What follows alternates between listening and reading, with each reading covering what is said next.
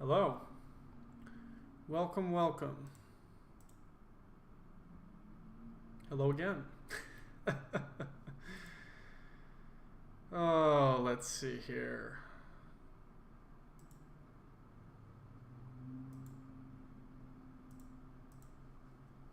Let's get all of our stuff in the right place.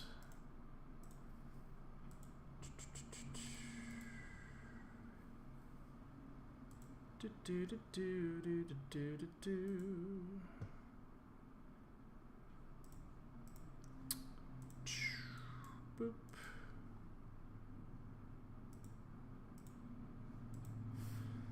That looks good to me. Yes, sirree.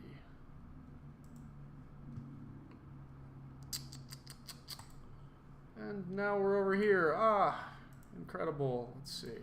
Boom. Let's go there. Since nobody's watching, this is a-okay. Okay, very good. Let's go there. Let's do that. Let's do that. Outstanding. Outstanding. Wunderbar. Let's just get rid of that.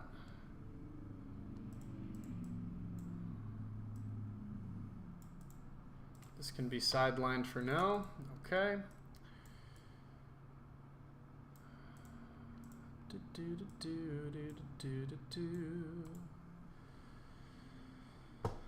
Okay.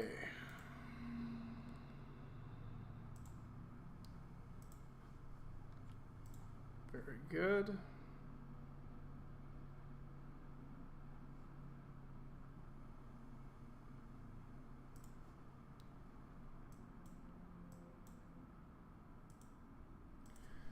Hopefully you can hear me. Let's see. Let's find out.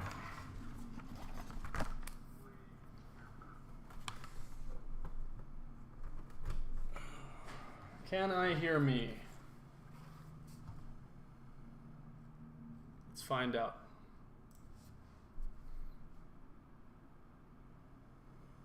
Yes, I can. Okay. Delightful. All right.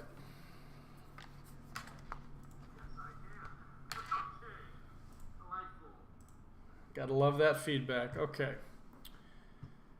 Well, well, well. Well, well, well. If I do that, does it go to my Facebook? Yes, it does. Okay, now the more you know. All right. Da, da, da, da, da, da, da, da. Da, da, da, da, da. Heyo.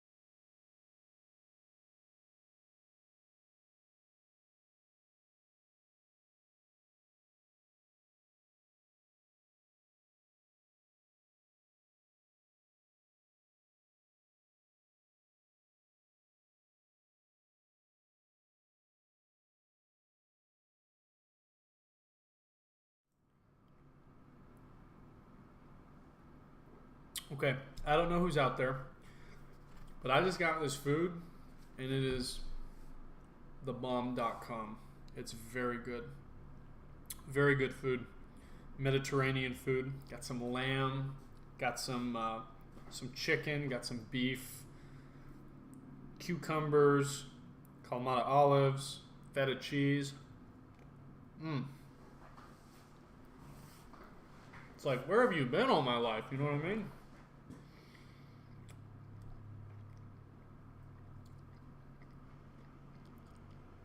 If you are not an olive person, you are missing out. Those black olives with no taste, terrible. Kalamata olives, salty, delectable goodness. Oh. We got some pickled onion. Get out of here, man. Man, that's good.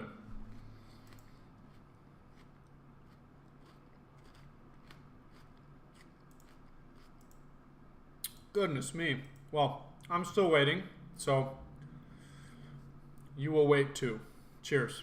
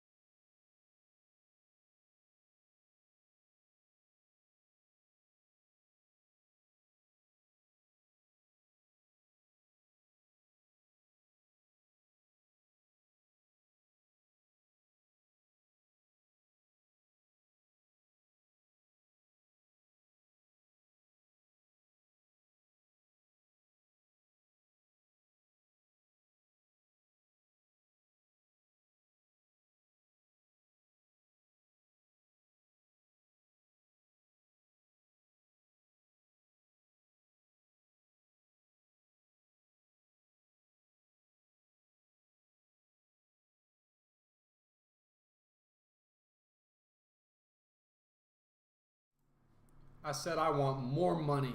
More. You tell the mayor that unless they want the chess to stop, they will pay me double. No. Triple. You got that, Johnson? All right. Hey, you got to tell it like it is. You know what I'm saying? Can't take him anywhere.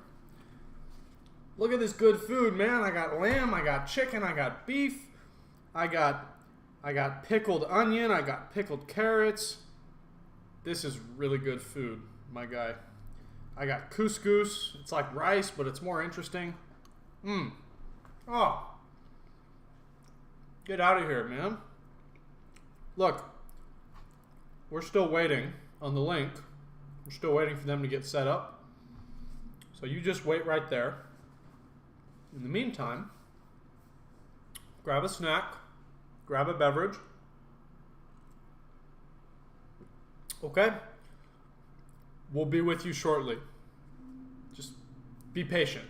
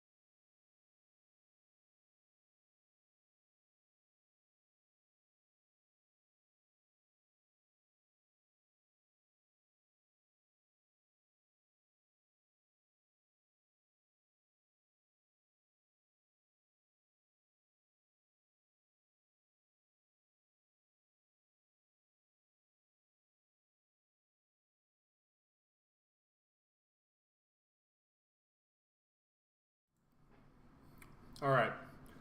While I have you here, we went over this game in chess class the other day by none other than the famous Italian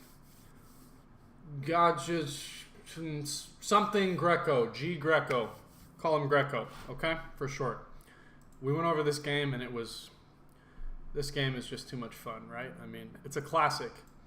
1623. A couple weeks ago. Check it out. Greco opens principled e4. Our opponent, fianchettoing the bishop, not taking the center. Of course, in 1623, it's not like they had any books to read about it. Well, that's not actually true. There was one book, but I don't think this guy read it, right? Greco's a man of principles. He plays d4, grabbing all of this beautiful space. Just wonderful. And bishop g7 as expected. Developing move, bishop d3. And oh my goodness gracious, f5. Now the main downside here, of course, if you're trying to win the game, is the king is open. And that's not good. That's not good at all. So how does Greco deal with this? He captures. You might be saying, oh my goodness, my pawn. Well, relax. I need you to understand this is not a big deal. We're going to lose a rook, but guess what? We got tactics on tactics on tactics. Queen h5. g6, only move. And, well, hey, we're going to take. Knight f6, attacking the queen. It seems to make perfect sense. Unfortunately, for the black pieces here, Greco knows what to do here. He's going to take advantage of this. Sacrificing the queen. Taking h7 with check. Now what's the only move? Well, there's nowhere to run. Nowhere to hide. So we take the queen. And the astute among you may notice there's a bishop and we can give checkmate. Boom. Fireworks. 1623 this game was played. Wow. Incredible. Just wanted to show you that while we're waiting. I'm going to get back to my absolutely dynamite Mediterranean food. Keep being patient. We'll be with you shortly.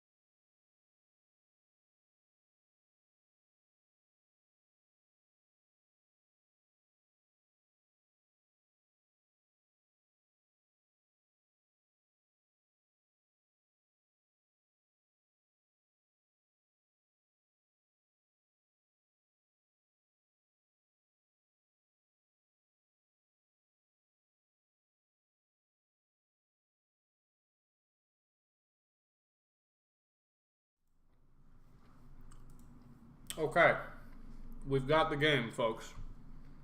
So,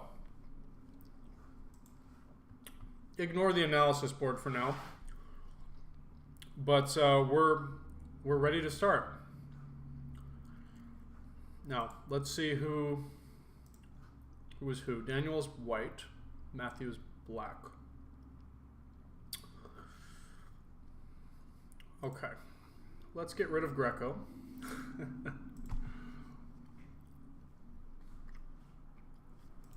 Let's get rid of Greco here. c4, g6. Knight c3, bishop g7. This is what I thought would happen. g3, d6.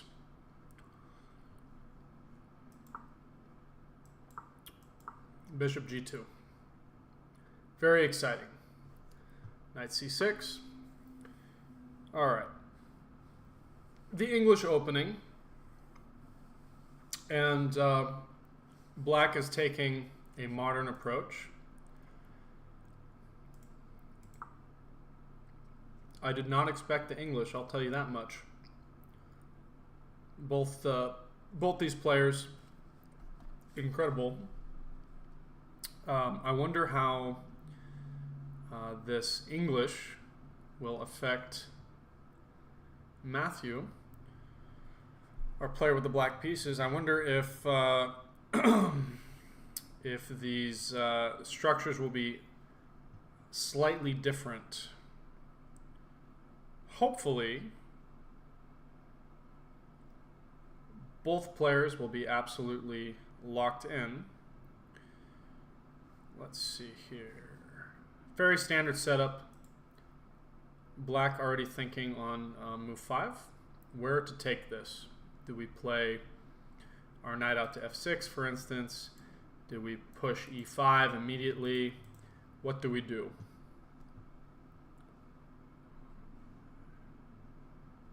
There are a number of ways to go forward here. Even the move a5 to prevent total domination of this queen side here. But not a move I would play for sure. I think knight f6 is probably the most natural. Instead we have e6. Very interesting. Blocking in our bishop, but we're seizing control of all these squares. Of course, f6 is weaker. But we'll see how that changes things. We shall see, we shall see.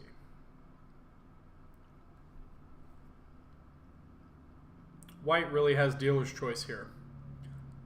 Dealer's choice.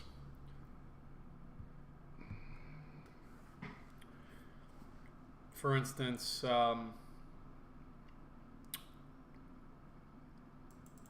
even e3, just copying this completely is fine. e4 to get this structure here would be fine. This bishop doesn't really have many good places to go, so maybe not the bishop. Knight f3, perfectly reasonable. I mean, there are so many ways to go forward here.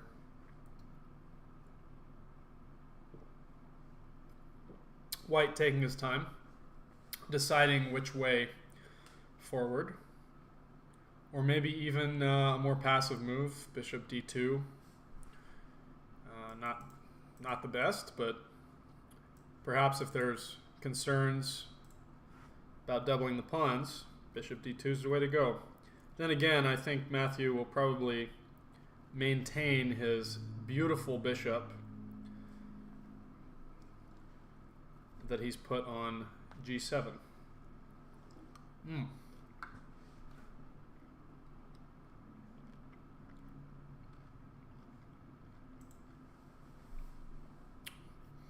Many ways to go here. I mean, knight f3 is the most natural. I think I would honestly just probably play that in an instant.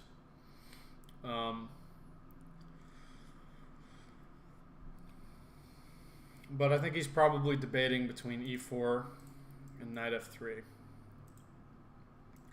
e4 is a fine move. Oh, and what do you know? He does play e3. Maybe he has me in an earpiece. Who knows?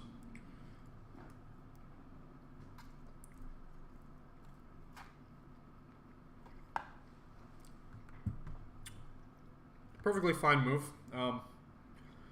Leaves a lot of flexibility to maybe play the knight out to e2, keeping this bishop open. And yeah, excellent. Okay. Knight g to e7 by black. This is solid. And I think just playing near symmetrically will be the best way to go for white. Of course, the big debate here between this and this. We may even see, now that e3 has been played, we may even just see d4, which in a real roundabout way brings us to a d4, c4 position that normally we could have just saved some tempo on, but hey, I get it. You got to play what's on the board. By the way, pickled onions, incredible.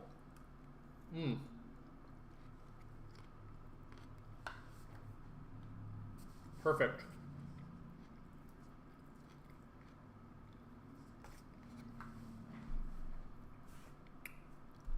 So white really taking his time here. Again, Daniel with the white pieces, Matthew with the black pieces. We have a symmetrical, near symmetrical position. Save this pawn. Wow. Yeah, nothing much else to say here. A very slow game. I think castles should be automatic for black and also for white, now that we're, if I'm being honest. question is, how will these bishops get out? What will they be doing? What are their career prospects in life? Who knows?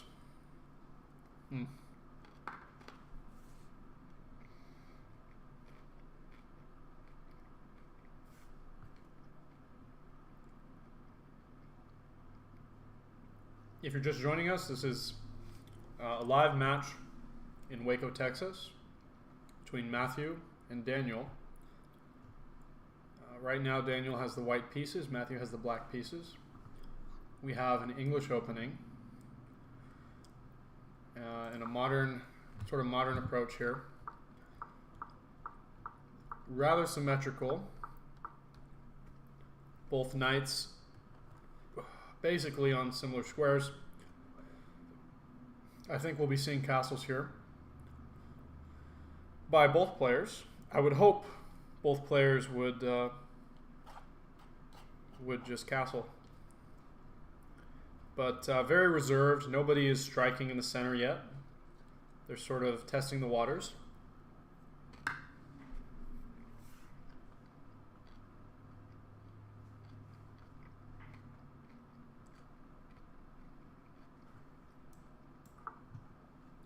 All right. Castles by black. As you can see by that eval bar, castles by white as well. Very even game. Very even game. So what are some plans here? I mean, it may seem strange, but we can actually play d5. For instance, you know, you wouldn't want to take here. I think this just allows too many options, but the bishop opens up, for instance, and you know, that could be one of the ways black opens the game by playing d5. But it may be tempting to actually play e5. I wouldn't recommend it because it sort of makes our bishop silly here. We have to choose, you know, how to develop our bishops. What do you know? We have d5 by black. Excellent. Excellent sense by Matthew. Time is essentially the same. So let's talk about the options for white here. We could capture. We could play more useful moves like rook e1. We could, well,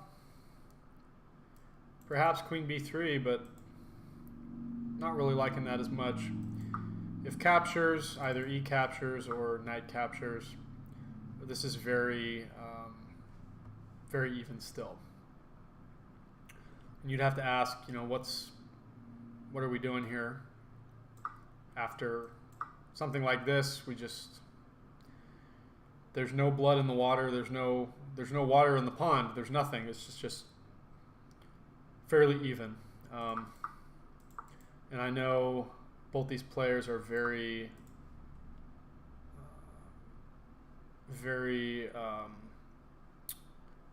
well, how would I say it? Strategic and steady. So I don't think we're going to see fireworks. I think d5, an excellent find by Matthew, but how will Daniel respond? How will Daniel respond? Maybe even d4, making this essentially a very familiar position for Daniel with c4 and d4. I don't know. If you take a look at our pawns, we've had very, you know, slow lumbering pawns here, like d6, d3, e6, e3. You know, we've used multiple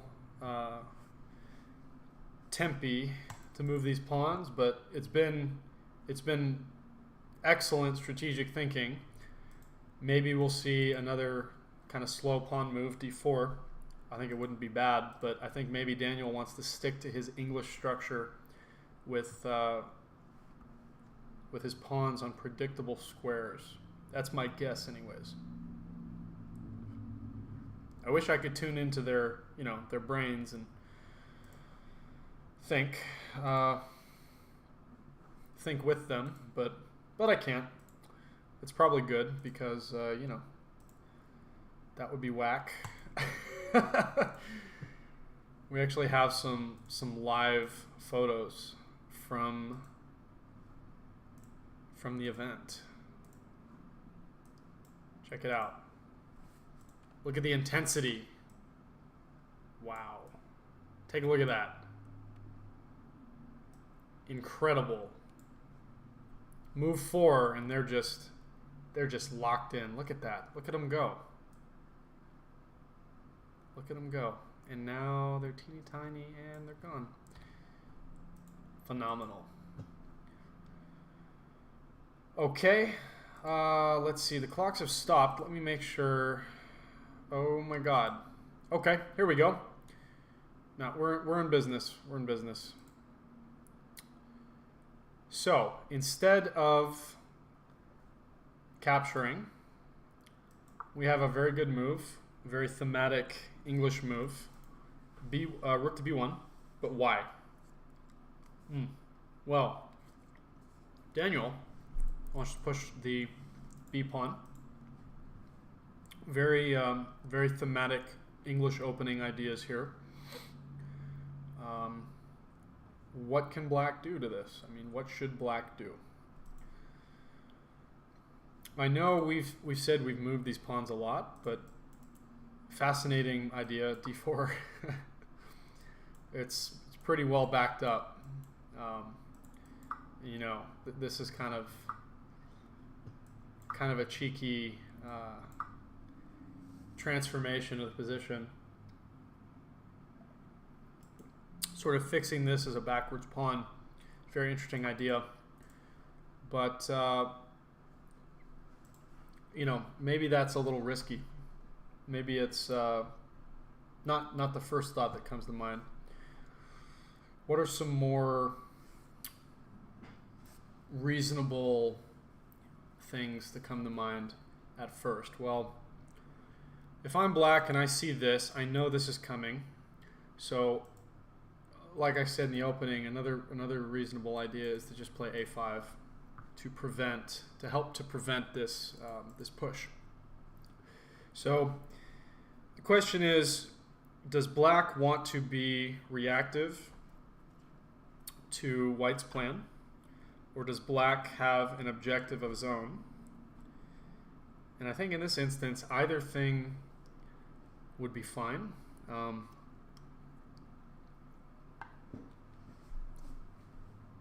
do we improve the position is what I'd be asking myself. But it's not so easy to figure that out. This bishop, way back. I mean,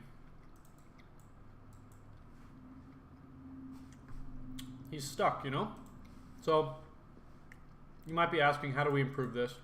Well, this is not really recommended in this structure because white's kind of beat us to the punch there.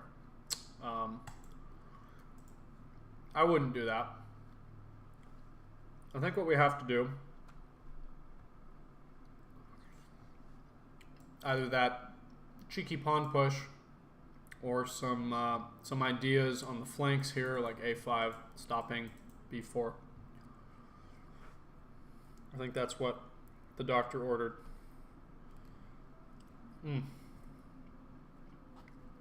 Speaking of what the doctor ordered, I'm not a doctor, but I did order this food. It's very good. Very good. Incredible.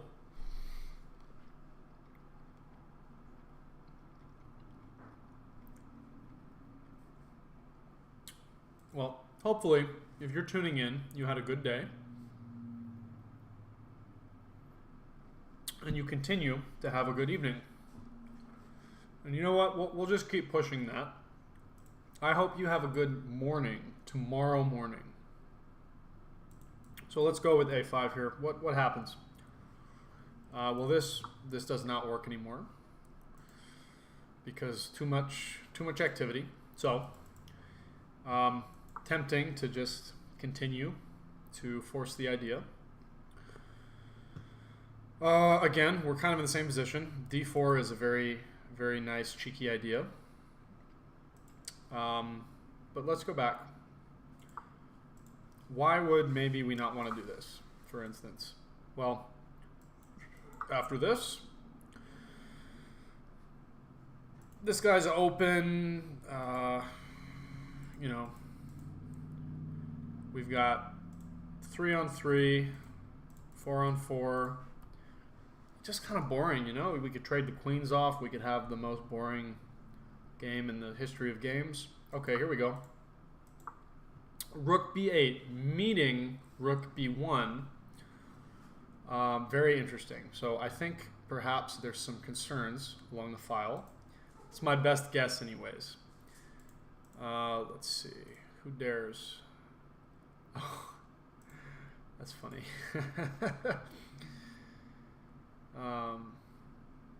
Probably some concerns along the file. Excuse me, not the file, the diagonal. So maybe he's sidestepping that. Perhaps he's preparing b6 in here, so this bishop's defended. That could be another reason. Now you have to understand, human chess players don't play the best moves ever all the time, but what we have to understand is the reasoning behind it. So,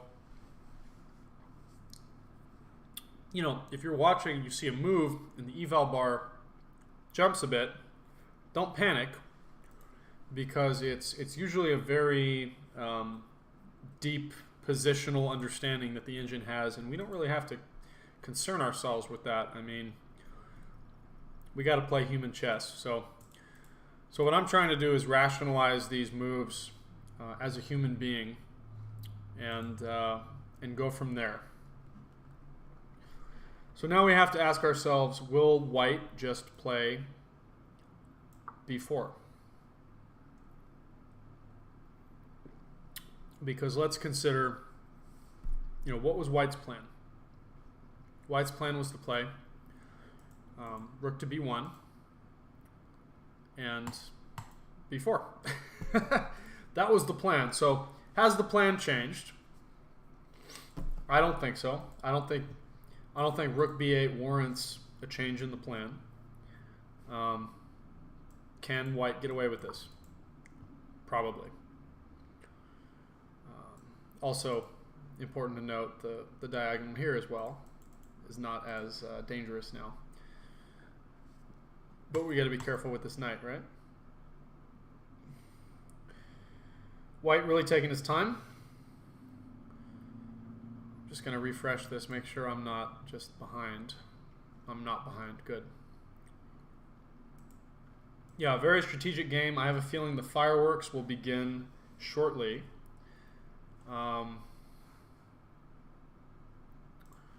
Let's see.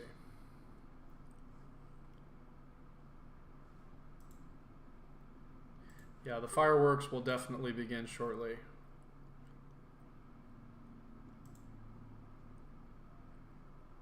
We shall see.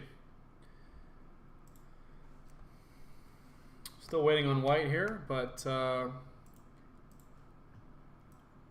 let's consider the, you know, why white might be worried about b4.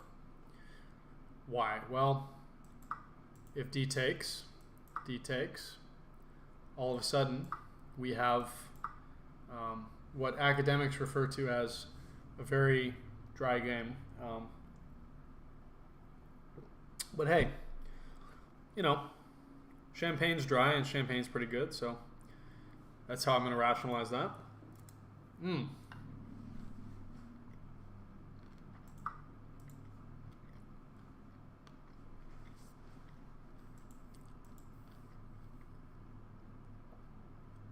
What else could white be thinking? That's a question, not a statement. I don't know. I mean, any number of things. Maybe he wants to prepare b4 again with a3. Could be a lot of things, but there's no immediate danger.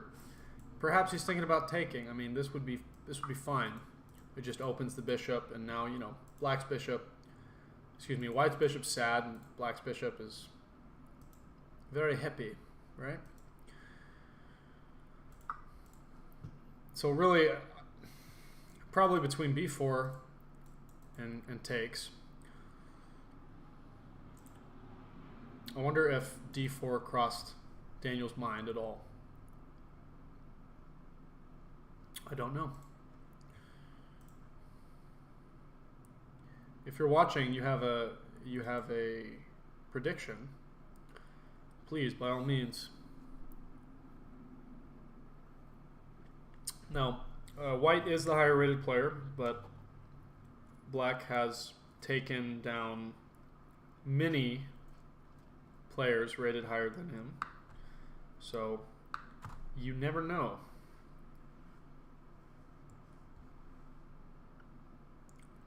White dropping down past 23 minutes.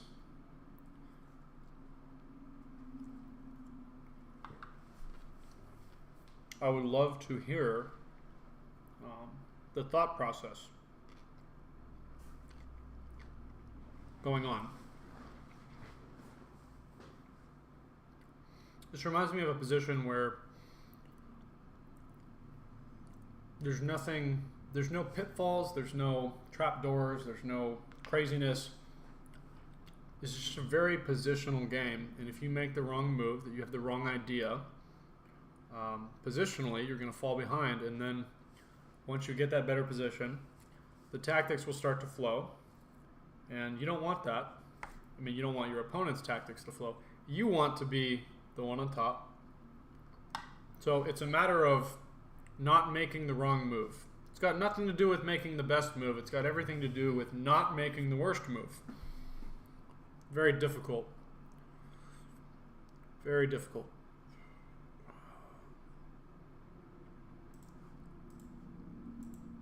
Let's see here. We've got some more photos while we're waiting. There he is.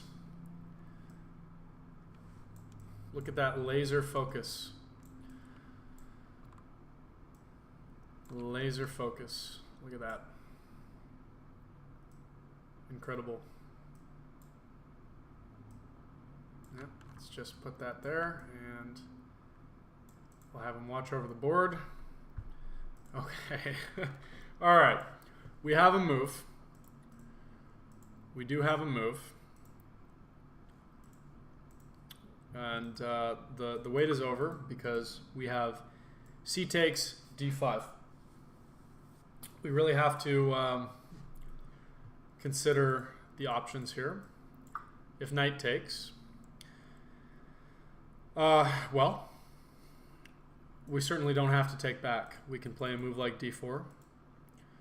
If pawn takes, opening the bishop, which I think is fairly natural. We have our, basically what I would consider our first imbalance, but let's go back because we actually have the moves here. We have knight takes, and the symmetry in the position, I think, is going to start to shift now. So we have our first sort of imbalance. We have 3 versus 2. So pawn island here, and 4 versus 5. Important to remember the bishop has vision here. Probably another deep think on the part of white. How to continue. One way that makes plenty of sense is to actually play d4, to make this bishop sad. Very, very sad. Dreadfully, frightfully upset. Nothing to stare at. And, you know, if we have this position here, this is very even. Of course, we still have our bishop issue on either side. But these are lovely pawns. This bishop has excellent scope. We can fix this problem. You know, we can play b4, and this guy can breathe. Eventually, we'll play moves like rook e1, and we'll try and expand in the center. Not immediately, but eventually. So definitely an option. But what else could white be considering? Well, white could be considering mulling over takes, and maybe then d4, locking this pawn. Oh, we have action. Okay. So he does take. Very interesting. Okay. So I think, methinks, white is going to try and fix this as a target. Maybe thinking about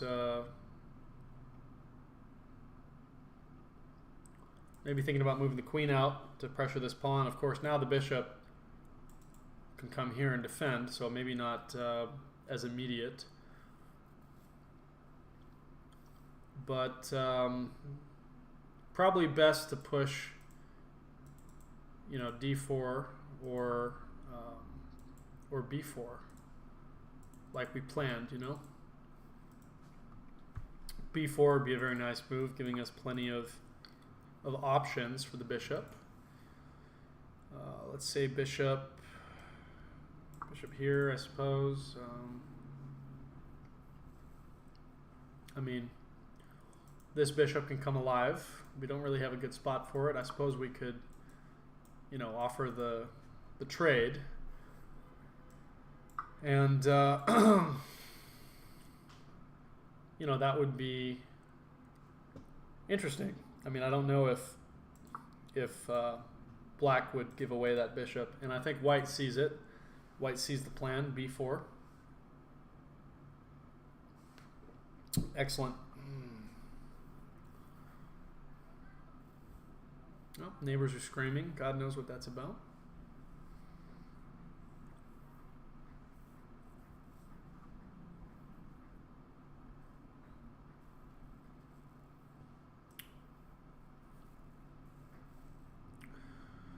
So, what to do? Well, we could develop our bishop.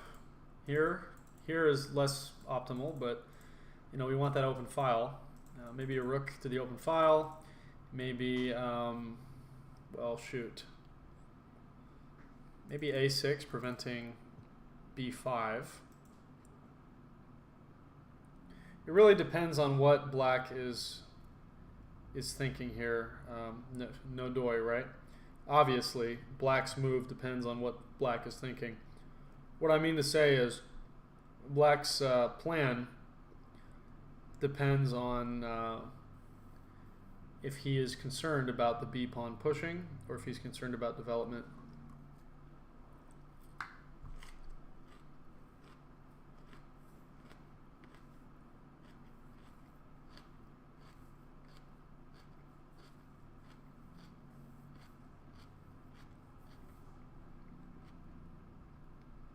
Important to note the time. Time is ticking into the future here. Oh. 17 minutes to 22, nearly 22, just under. So, you know, as we get a simpler game, perhaps that will speed up. But at the moment, white is down quite a few minutes here.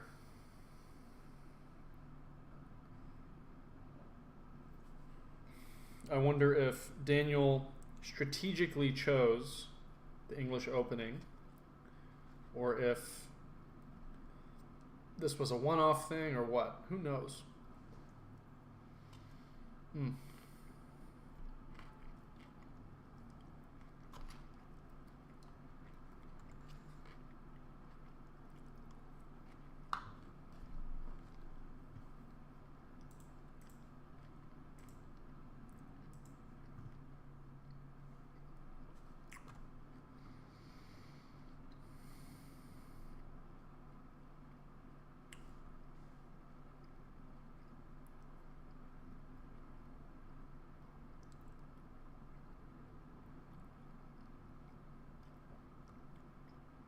I wonder. Well, black placing his bishop to defend the pawn. I get it, but we really want that open file. But this is fine. What were some alternatives? Well, there really weren't many. F5 is not really all that much better, but we got to put it somewhere. I get it. It has utility. That's fine. This kind of invites a move like knight f4, just kicking the bishop, threatening to win the bishop pair, which, you know, textbook. And if it moves, well, you know, we could see white win a pawn. So I wonder if white is considering that, because it seems to be somewhat forcing, you know, somewhat of a forcing line, kicking the bishop, especially when you don't know what on earth to do and where to go. Oh, let's win the bishop pair. That seems reasonable.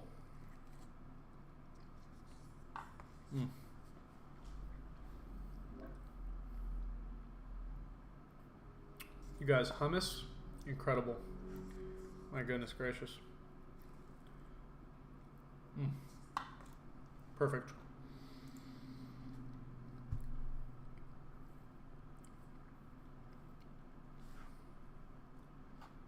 What else could white be considering? Well,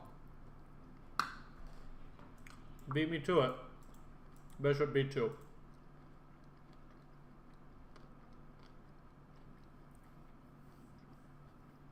Very interesting. You generally don't want to trade off the bishop, protecting your king. But we'll see. I mean, what else is there? What else is there? I would probably struggle to find a move as black here. Sort of asking the question of white, well, what are you going to do about it? Move like a6 and we just take. So this is very even, you know? And something like this, remarkably even game. But instead, we have f6. I think this is an error. I understand, but Ben Feingold comes to mind. Never play f6. The question is, can white jump on this somehow? I think the issue is opening the king. Opening the king to checks, tactics, and sort of, I understand we don't want to trade off our best piece, but making our best piece useless is not good either. Okay, now we see knight f4. Very good from Daniel. Probably going to see the bishop come back here. I think that's fine.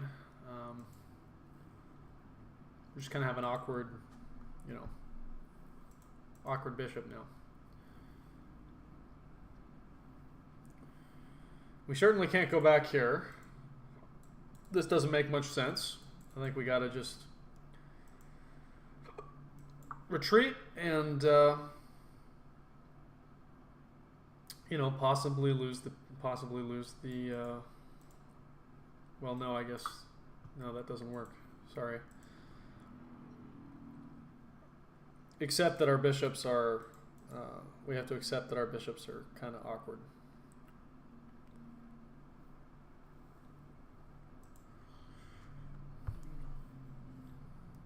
B5, very strong, and probably this is what he would play. But this reminds me of those games where white sacrifices a bunch and then wins. H4, H5, just marching up the board. Very interesting development here. Let's go back.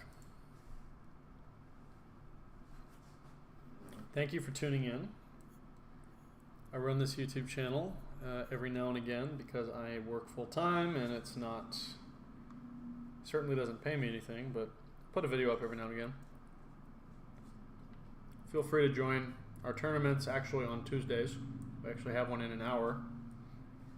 You can join Concho Chess Academy on chess.com. You're welcome to.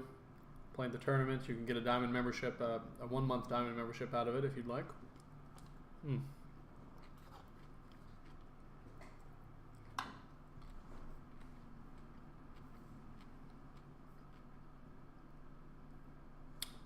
We have 400 people in the club. Much less active players on our Tuesday events, so I'd love to get those running up into the 30s, 40 people range again. Those were the good old days. And to do that, I need you, the people. So consider playing a tournament every Tuesday. 10-5, it's simple. It's good stuff. So I do think this is the most, this makes the most sense, but we might even see, something like this. This would be a blunder, but why? Well, we're defending. What if we kick the knight? Now what? Nowhere to go. So that would be a very awkward blunder, and I'm sure he's going through the options right now. Okay, we do see bishop back. I think that's the most reasonable choice. Look at this. Look at this onion. It's good stuff, man.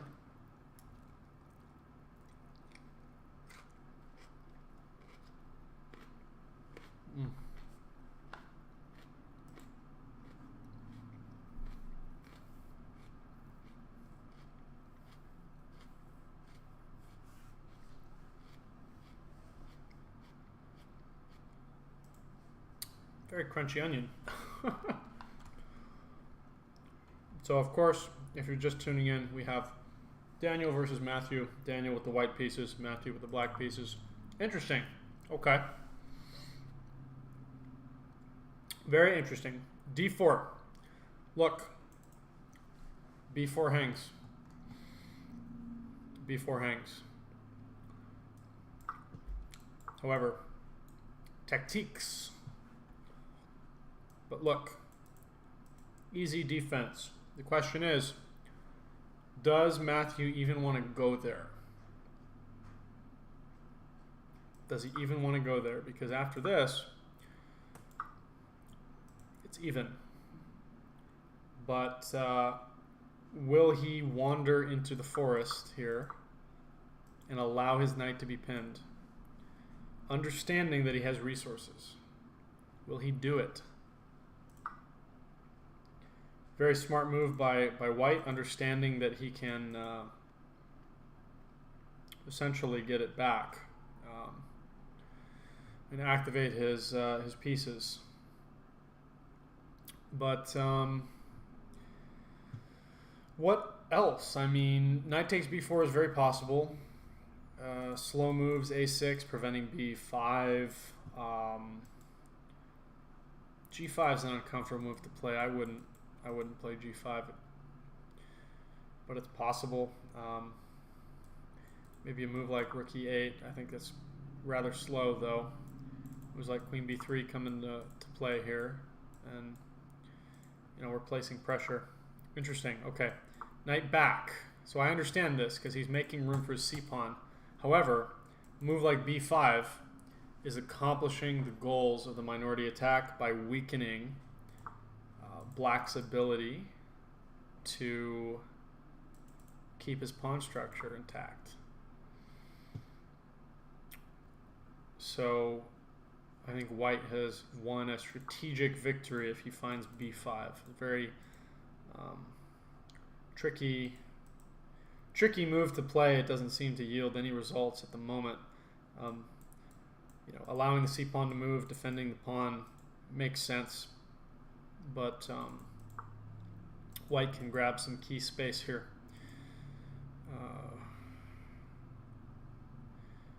And how do you react to that? I don't know.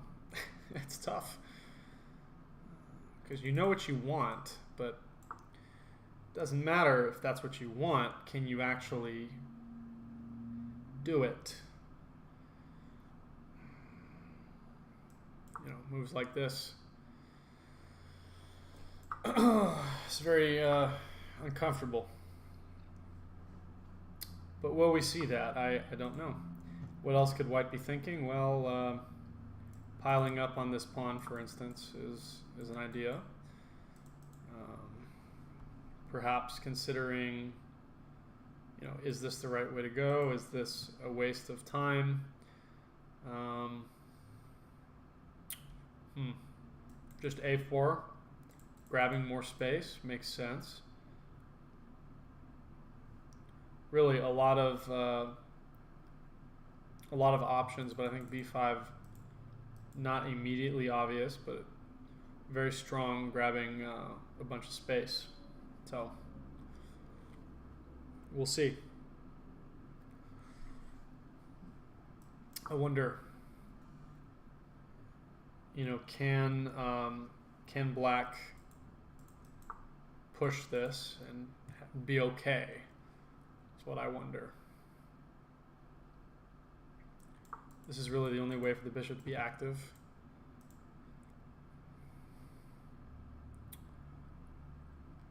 Psychologically, we want this structure to stay solid, but a move like b5 would be okay. Yeah, I mean, really, white has accomplished quite a bit with this minority attack here. Sorry, let's go back.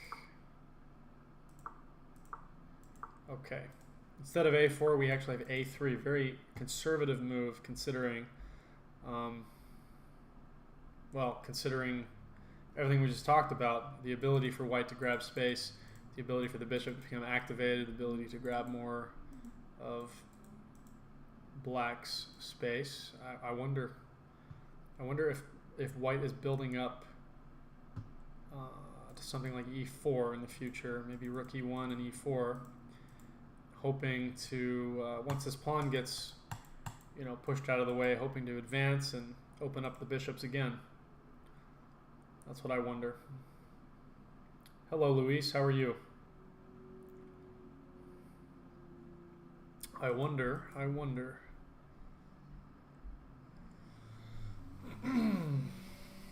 Time situation is dire for both players. We have 14 minutes to 11. 14 minutes to 11. That's tough. I wonder.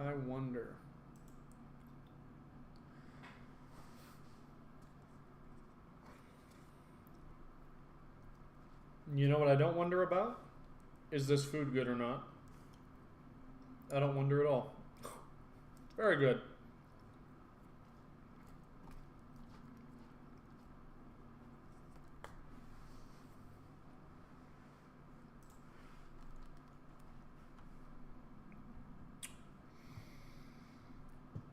Black coming close to 13 minutes now. Trying to think of what to continue with. Black's bishops are awkward, but not the end of the world. Kingside's rather safe, considering. White White has plenty of pressure on the d5 pawn. There are rooks on b1 and b8. Black has an uncommitted c pawn. White is yet to release the dark squared bishop, but then again, let's look at black because we're under house arrest here. Okay, very, when I say predictable, not bad, very reasonable move to completely blunt this bishop. This bishop is staring at a brick wall. So I get that, completing this beautiful pawn chain. Now, the question is, will white continue the minority attack to break up this structure, create a weakness, a weak c pawn, for instance, and then maneuver the knight to c5? Or perhaps rook c1, trying to exploit the weakness immediately. This minority attack is something we see in the Queen's Gambit, something we see in the English opening. To advance these pawns, create weaknesses, especially useful in the endgame. Yeah, I think he's doing it. a4. So black should know this is coming. Question is how to deal with it. Not quite as easy. You sort of have to take what comes here. Not the easiest of things to do.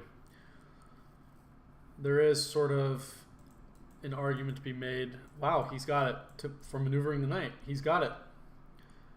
Outstanding move. Not one that's immediately obvious. We could maneuver here. We could maneuver there. Either way, the knight will be a little more useful. Very good move by Matthew. Both players are approaching 10 minutes. Matthew's slight lead on time there. I'd consider this game to be frightfully even. And what do you know? Predictions come to life here. Bishop a3. I can only imagine we're going to see rook e8. It makes sense. Preparing to meet a pawn advance. Not preparing to meet. Preparing to bamboozle the tactic, if you will, of discovery here. Yes, we see rook e8. Very good. b5, continuing the minority attack, is only reasonable here. And question is, does black take, or does black say move the knight out somewhere? Well, this option is not recommended. Not at all. But why? Well, white's pieces are opening up. We've got pressure every single place. What can we do here? I mean, we're going to have white activating rooks to all the open files. We're going to have trouble. What to do? Let's go back. Okay, we see it. White is clear on his intentions to break up black's structure on the queen side. Also important to note, this guy does not have a defender. So if captures, we cannot capture back. That is the key here. So what do we do? Well, if that is the problem, let's fix it with a knight, yeah? And now, look, we're not losing anything. We're defending everything. Happy days ahead. But might not be obvious here, You see those pawns coming up the board, you start to get a little nervous. What am I going to do? What am I going to do? Well, again, we don't want to take. This activates all of white's pieces, gives white too much initiative, especially on this weak pawn that it simply is going to fall, right? Even if we try and defend. Look, takes, and this guy's going down. Boom. So we get issues pretty quick. Pretty quick. I know for a fact black is aware of the complications. It's not enough to just be aware of danger. You have to know how to get out of it. And I think that's where the move knight b6 is very awkward. You know, a move like knight d6, for instance, this is okay. This is okay as well. But I think the key, just getting that knight somewhere useful, understanding that it's got to be somewhere useful in this instance. So both players now under 10 minutes. Very scary.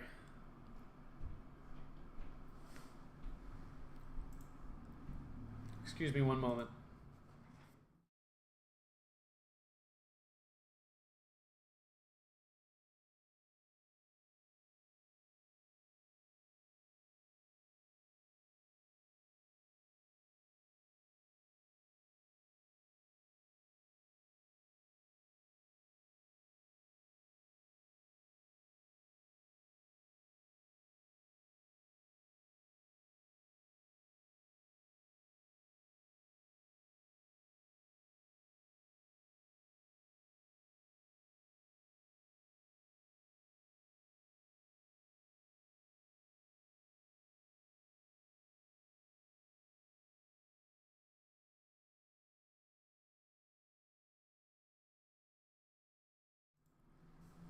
Sorry about that. So, I needed to grab a beverage and a phone charger. Okay. Excellent. Excellent. So we have the second line we went through. Captures, captures. This is fine as well. The key was, you know, we have to get that knight to a better square and avoid any problems with the B pawn. All right. And near instant capture here on c6. How will black capture back? Well, surprisingly enough, we really have to capture with the B pawn. The reason is our D pawn. I mean, it would make sense. Oh, I want 2 on 1. No, you don't want 2 on 1. You want to defend your center. That's what you need to do. We have to defend that center. If that center pawn falls, the whole game will fall after it. We have to maintain our pawn structure here in the center, not on the flanks. We can deal with 1v1 here, but we cannot deal with everything in the kitchen sink trying to kill our center. So we have to take with the B pawn. It's so awkward looking, but we have to. We simply have to. And you know, the minority attack is complete here. Oh, good. He sees it.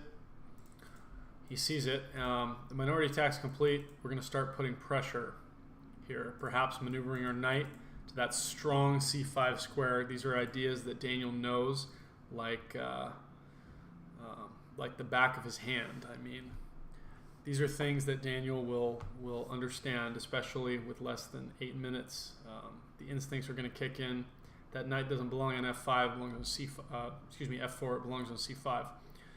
And you know, maneuvers like that. Also, you know, rook c1 followed by queen c2. Just simple chess. Hit the weakness. Hit the backward pawn. But time ticks away. 7, 7:30 and dropping. Both players are what I would consider to be near equal time, within 30 seconds of one another. They're one good calculation away from each other, is what I would say. All right. So, where to go from here? Well, like I said, rook c1, perhaps bringing the knight here to c5 would be nice. Of course, this does allow grabbing the file, but after queen c2, you know, this is okay. I would consider this to be a very nice position. What do you know? Knight d3. I think he's fully aware of what he needs to do, which is get a knight on this lovely outpost and win the endgame. Stack up, queen c2, double up, and pressure. Okay, so this is what I just went through here. I'm guessing we're going to see rook b8 rather quickly. I think it's kind of got to be a snap move at this point because we're on delay, and you know that's a forcing move. Let's make it happen, Matthew. No immediate threats for black here.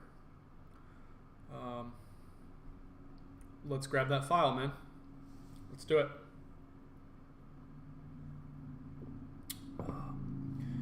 I have some lovely non-alcoholic beer from Athletic Brewing.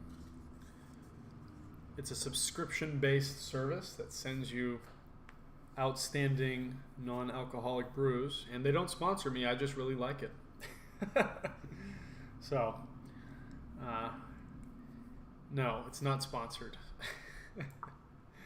All right, rook b8, and hey man, like I said, this is automatic. I think we're going to see queen c2 automatically as well. Queen c2, defending the pawn, keeping an eye here, protecting the file. It makes sense. And what do you know? And here is where the the tricky part is, finding a move here for black. Perhaps he's thinking about pushing the pawn. Perhaps he's thinking about trying to get these bishops into the game. It's very difficult to do that, though. I mean, we got to go back here, we got to go back there. You know, this is a move that I would consider, you know, to be fairly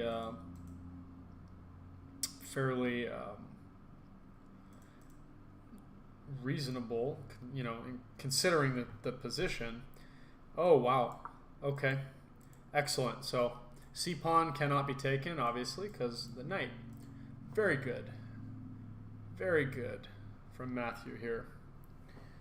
This is cooking up here, it's heating up, speeding up. Both players down nearly the same time, 6 minutes. This is when the DGT starts to have issues. So if I can't keep up, you're gonna have to forgive me. However, here's where the action starts. I mean, goodness me. Let's see it, guys. Very even game, but positionally speaking, you know, those two bishops, bishop pair is beautiful, but those guys aren't doing much. So the question is, can black activate those bishops? Question for white. Can white pressure that that weak c-pawn? Move like knight c5 is basically something I would play if I were asleep here, because it just is so beautiful. This just nice spot for the knight here is gorgeous, you know. It just belongs there. But moves like like this, you know, we could dislodge that at some point. Excuse me. Now we're current. Okay, excellent. Knight c5, beautiful, principled chess. He was probably just double checking, triple checking. I get that completely. In fact, prefer you do that than the wrong thing, right? Difficult ideas here. What do we do? How do we improve? Well, the only thing I can conceivably imagine is, a move like this to pressure that beautiful knight. My question is my bishop better than this knight? No. Let's get rid of it. Let's kill that knight. That knight is just incredible. I want a poster of that knight on my wall, right? Just staring at it every time. Oh, let's see here. Excuse me. Okay, we have, wow, rook b2. That's wild. That is wild. Excuse me one moment, I got a work email right in the middle of all this. My apologies, but work, they pay me. This does not pay me. Although I would be happy to, do my best here, so. Oy vey. Okay, sorry about that. We have rook down to b2, queen to d3, offering a queen trade. Now that is the road to a draw, which is not the worst thing. But is it what black wants, is the question. Because, as we start to trade, that bishop pair becomes just gorgeous. I mean, absolutely gorgeous. So, we gotta be careful. But what else to do? I mean, it's pretty forced, I think. It's a pretty forcing move here. I mean, if we deny the trade and the queen gets into a6, that's not good. We actually have a series of snap trades here. Take, rook a2. Cool. Knight back. Very interesting. Now here is where a move like bishop f8 comes in. Removing the defender, very simple. I wonder though if he can find that. It might not come to mind immediately, but it does. Very good.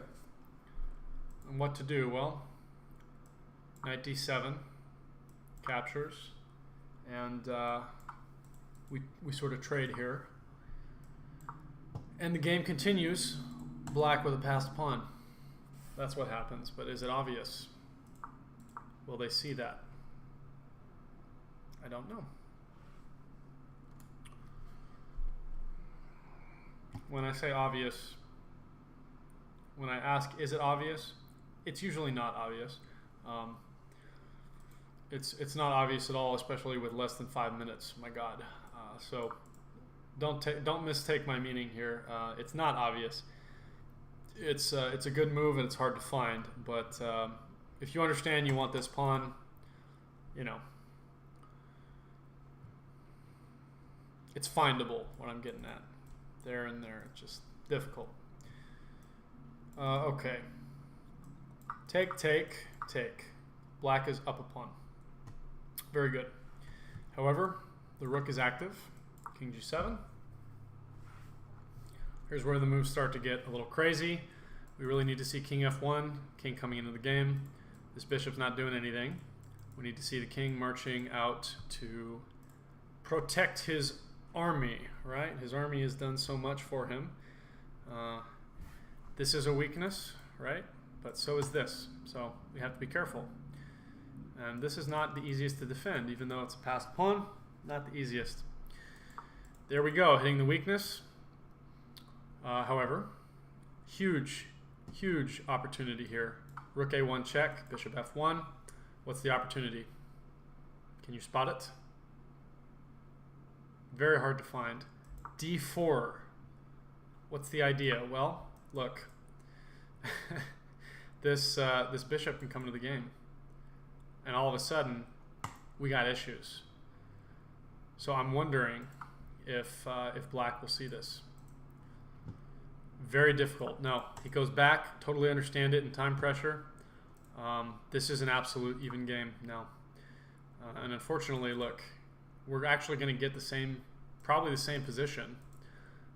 Black doesn't have to lose this pawn. We got to get to A1. We got to pin that piece. But I think D4, with the idea of bishop C4, is very difficult to find. Very difficult to find in time pressure. 3 minutes on the clock for each. My goodness gracious. Okay, he finds it. Excellent, Matthew. Will Daniel see the threat? Will Matthew see the threat of D4 followed by bishop C4? I don't know. If captures, D4 is the winning move, but can we find that move is the question. Can we find that move? I don't know. I do not know. Very tough game. These two are playing beautifully. We're getting way down to time, 2.5 minutes. Oh my goodness. Oh, the pain, the misery. I feel it. No, that's heartburn. Never mind. I feel it in my spirit. Okay. Goodness me. What to do? What to do? Well, white thinking. He sees the threats. He understands the threats. Yeah. Okay. Breaking the pin. Unfortunately, look. D4 anyways, followed by the bishop becoming as active as can be. But will black see this? Every other move is very much a draw. He sees it! Oh my goodness, look at this dude go! Wow, this is not quite as compelling as before because the king's on G2. Both players aware of what's going on. And bishop D5 check, the winning move. We must find this. We must find it. We must find it. Yes, he finds it. Very good. F3 blocking. Not for long though because rook A2 check. Very good. They both see it. These two, this is not their first rodeo. It's got to be rook A2 check. It's got to be. Rook A2 check. Where does the king go? King G1, king H1? Either way, this pawn, it drops. We have to see this. We have an open king. Rook A2. Very interesting development. And in the final minutes of the game, 2 minutes on the clock for Daniel Gull. Black taking his time, thinking. Okay, we've missed it. A5. We still have pressure. We still have pressure. But look, now white comes in with the checks, and now we have to run. But guess what? Still, very bad position for the white king to be in. So Daniel, understanding all of these things, has to try and hold this together. How? How? I just don't know. I don't know. Bishop E2 doesn't work. Why doesn't bishop E2 work? Well, A4. I mean, we're just going to push. We're just going to push. G4, uncomfortable. Uncomfortable to play. King can't move. We're defending. I mean, okay. All right. An active move for the bishop.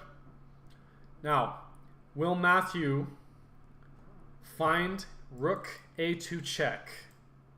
Rook A2 check. It's what we need. It's what's for dinner, right? Okay. Instead, we have A4.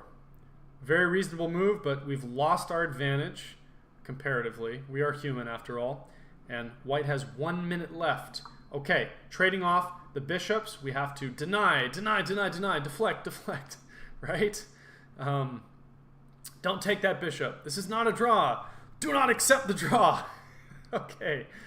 We can skirt out of the way and we can continue pressuring, but hey, that's uncomfortable, giving up pawns.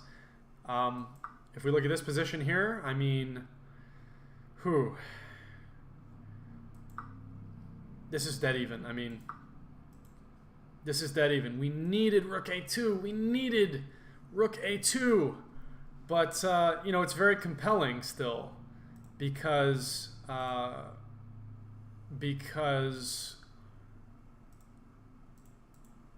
it's anyone's game with an endgame, especially with 1 minute. I mean, with 1 minute, I'm trading, you know? I've got to. There's no other way, right? We've got to trade. We simply must. We missed our advantage. Rook a2 check. Taking on f3. Getting that king. Okay, we have a move. We have a move. After bishop takes, pawn takes. White has a passed pawn. Black has a passed pawn. Where will this go? Rook c7 check, pushing the king. Where will the king go? Probably to h6. Can this pawn promote? I don't know. I don't think so. But with 1 minute, it's anybody's game. Look, rook a8, attacking the promotion pawn. This pawn's not going to promote, folks. I don't know what else to say. Rook a2 is not as compelling. It's helping white get his king into the game. This is a draw.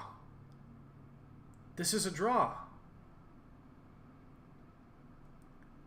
If we just go back, we had it. We had it, folks. But no. Alas, not anymore. This is a draw. We have a passed pawn. We have a passed pawn. Even material. It is a draw through and through. Now I would say it's up to black to hold the draw because look, here he goes. Here white goes. How do we continue? We got to get our king involved. We must get our king involved. King f7. Oh no. Okay. So this is the other way. We take. Dead draw, folks. Handshake, bathroom break, water, draw. Okay? All right. But Daniel not giving up. Going to fight to the end here. Under a minute. Each competitor under a minute here. We have a rook attacking. We have a rook defending. Whose king can be more active? Here comes the king, folks. It's coming in. King f7. Nope. We have f5. King e3. Okay. This is a dead draw, people. Barring any acts of God or mistakes, we have a draw. But never give up. Never surrender, right? Fight them on the beaches. Okay. Fight them on the landing grounds. Winston Churchill probably didn't play chess now that I think about it. But that's okay. That's okay.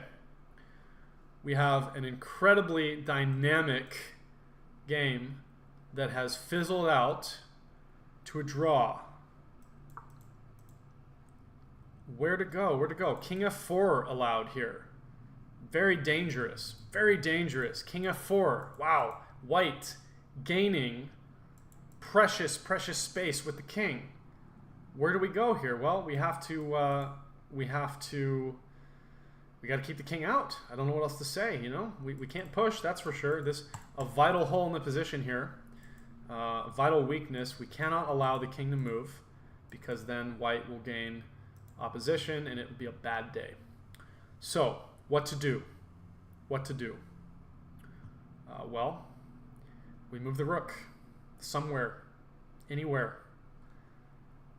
Where to? Well, not there. Rook a6 would be a death sentence. Uh-oh. Okay, the king moves back and white has captured the advantage at the very end of the game. I don't fully know what has just happened. Okay. So, the time is all wonky, but white has the winning advantage, if I see this correctly. That king on f6 was preventing the king from coming in, the white king from coming in. I do believe we have a resignation from black, which is only fair. But let's go back, because this is incredibly exciting here. So the way to go, instead of pushing the pawn, we needed that rook on a2. We needed it. Now look, bishop takes f3 is possible. And this is an incredible position for black. My goodness gracious. I mean, what to do here? Black white can attempt to be as active as possible, but look, our rook is in the position. On the second rank, we are devastating white's position here. We can even give up this passed pawn, which, you know, may seem like a mortal sin, but my goodness gracious. We have cut off the king in the endgame, which is vital. We can move our king in. We can eliminate these additional pawns. We're protecting everything. This is going to be good. We got our majority. That is what we needed to see, which is why heartbreaking to see the pawn being pushed instead of rook a2. Controlling the second rank. Very important. Very important. Let's go ahead and save this game. Daniel, Matthew. Very exciting game. I'm going to run a quick report, see how the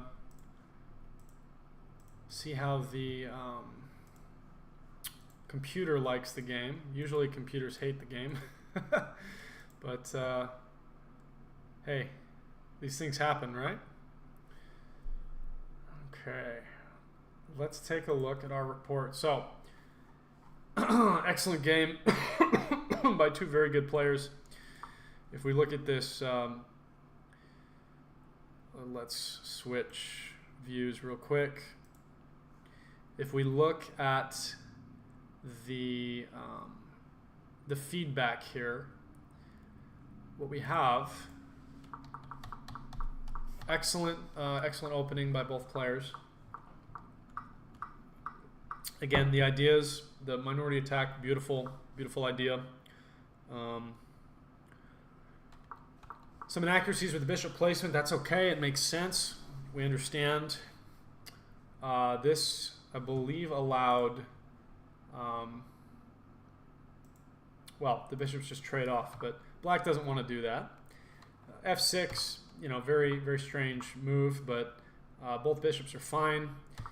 D5 locking the position, excuse me, D4 locking the position, knight back. Okay, we have our solid queenside, grabbing space, hoping to destabilize that pawn structure. Knight C8, incredible move by black. And knight A3, black understanding the assignment, understanding the threats. B5, excellent move. Knight D6, again, understanding everything that's going on here. Again, knight D3, I think is an excellent move. Computer doesn't like it because it allows the file to be taken, but hey, we got there eventually. Queen trade, and interesting. Yeah, okay, understood. Did not see that at the time. Knight C5, beautiful outpost, but ignores winning a pawn. But hey, beautiful outpost. I'll take the outpost over winning a pawn. And here we see the fatal mistake, allowing rook a1. Rook a1, bishop blocks. D4, allowing bishop c4. Devastating. Wow. I mean, that's just insane, man. Look, this he's going down. So, you know, we would have seen quite a different game if we'd seen that line. But we sort of had a transposition. Only move because of that continuation. Understanding what's going on here. F3. I really think rook a2 was the better move, but a5, okay, understood. Active pieces, saying please, for the love of God, push the pawn. Now, interesting thing to note, f5 was the best move because it prevented e4, bishop e4 rather, preventing this idea to trade the bishops off. So that's why that was considered the best move. But hard move to see. And we just desperately want to push Pawn, please, God, promote the pawn. And at this point, this is a draw. Unfortunately, the move h5 allowing king f4 is just far too active. We need to give a check and repeat. That's what we have to do. There's nothing to do here, right? Not a thing to do here. So very, very tough game. Very tough indeed.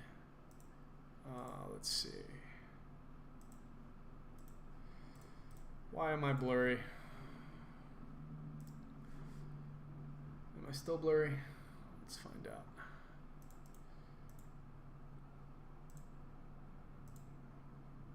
There we go.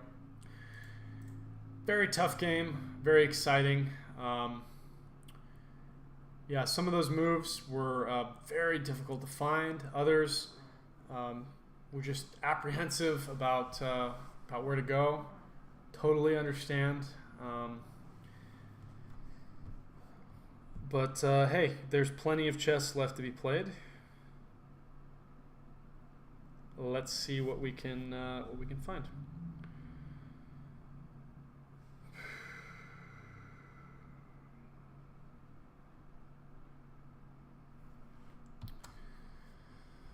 So Daniel up 1 point. Very tough game, but chances for both sides just very difficult. Very difficult. Again, if we go over the end game here, incredibly tough. King f4, brilliant move. This was the problem here. We had to actually give up this piece and be okay with that, which is not something anyone is going to do naturally at all. Excuse me, let's see. Here? Okay, well, we're actually going to start our second game. So, let's do that. Let's go back. Okay. We will find our second game here. Matthew with the white pieces. Pray tell if this works. Oh my God, that was quick. Okay. Here, let's just go to the... my goodness gracious. My goodness gracious. We have a Vienna, and I do believe this is right in Matthew's wheelhouse, if I have to say. And they're blitzing these moves out. I mean, e4, e5, the Vienna. And what makes it a Vienna? Knight c3. Knight f6, Vienna gambit. Okay. Best move. Takes. Takes. He's seen this. Queen f3. Outstanding. Wow. I lost my place. Goodness. Knight takes. Pawn takes. Push. Queen g3. This is a lot. Okay. Bishop. And we are finally in the present. I'm sorry that I didn't get the memo.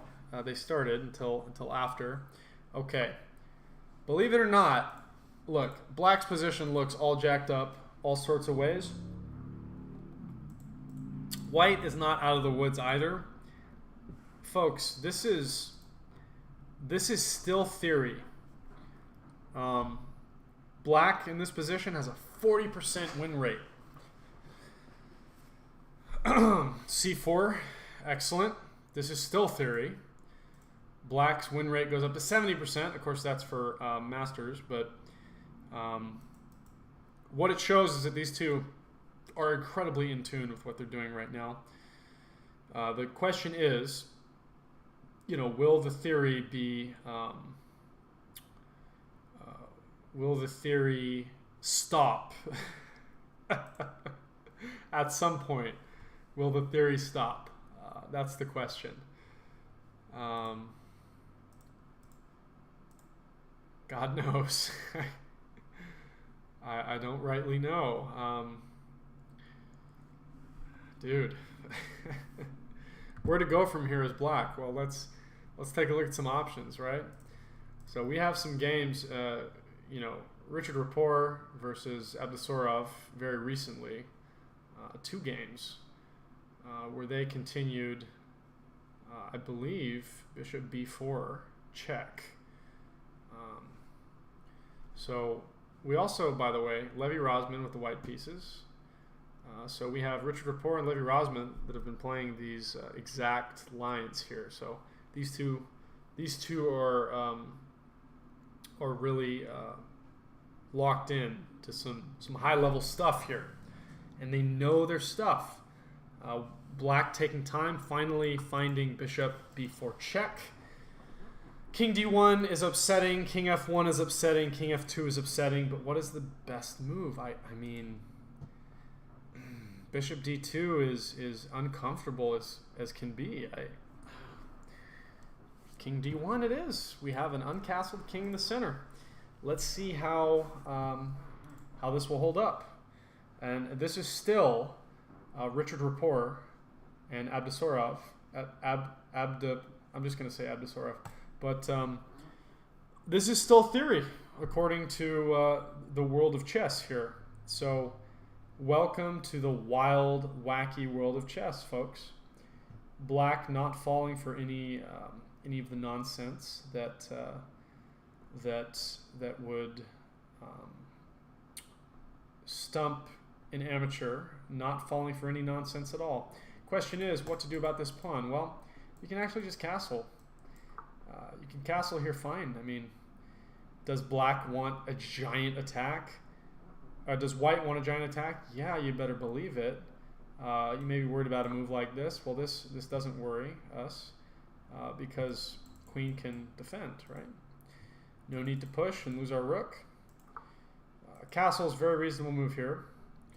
What else? I mean, we don't want to play G6. No, sir. No, ma'am. We don't want to do that. Perhaps, queen e7, queen d7, castling queenside might be a very dynamic attacking game from black.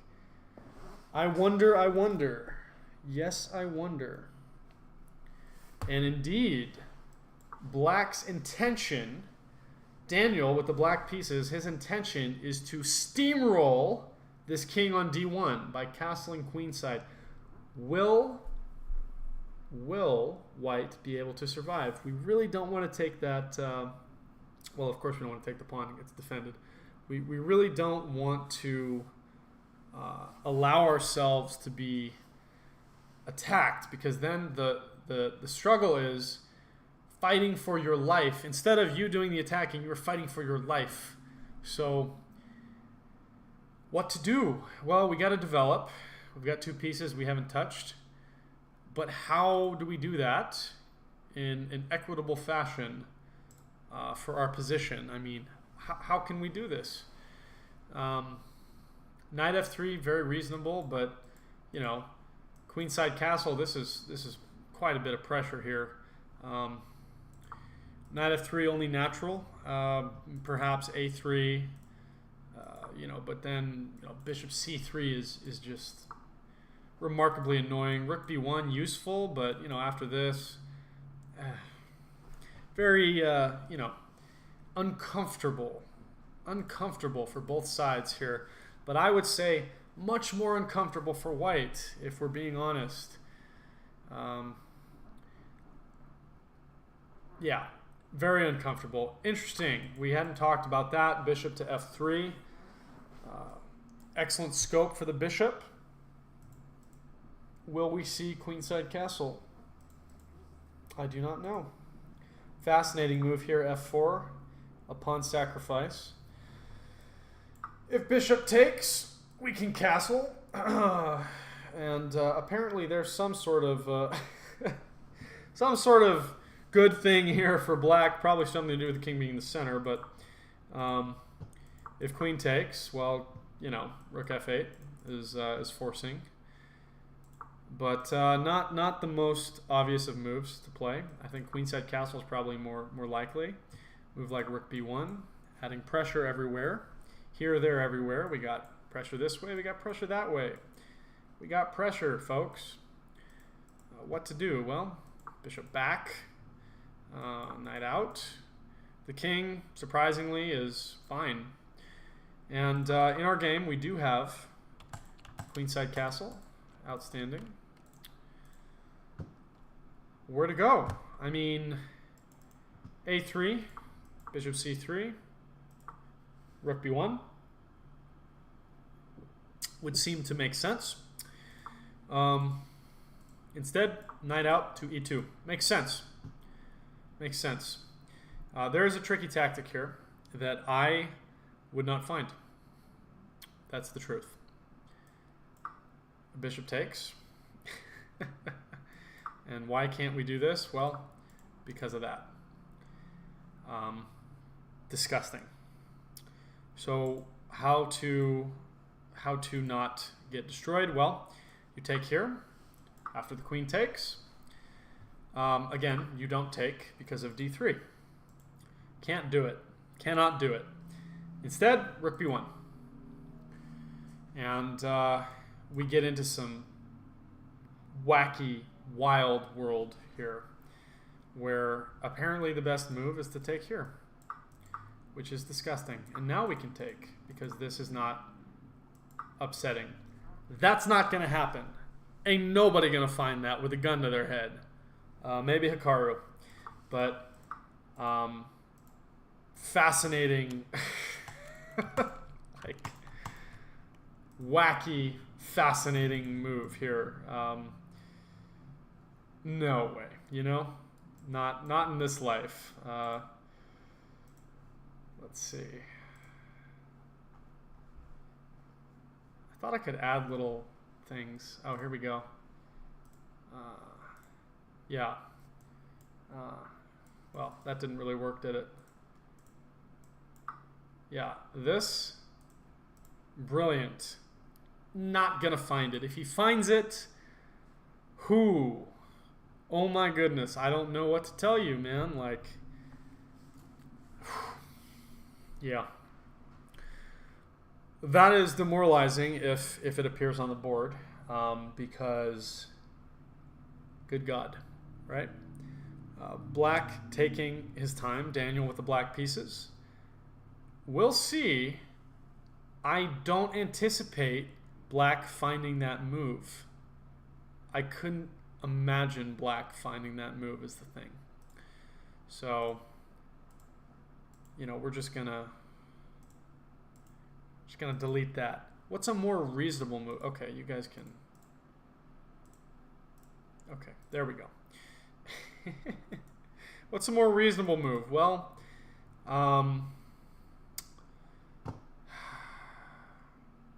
bishop c3, not really very fun because of the knight. Bishop c5 makes sense to me, but instead, look, simple move. h6, possibly followed by g5. Makes sense. I wonder if this works still.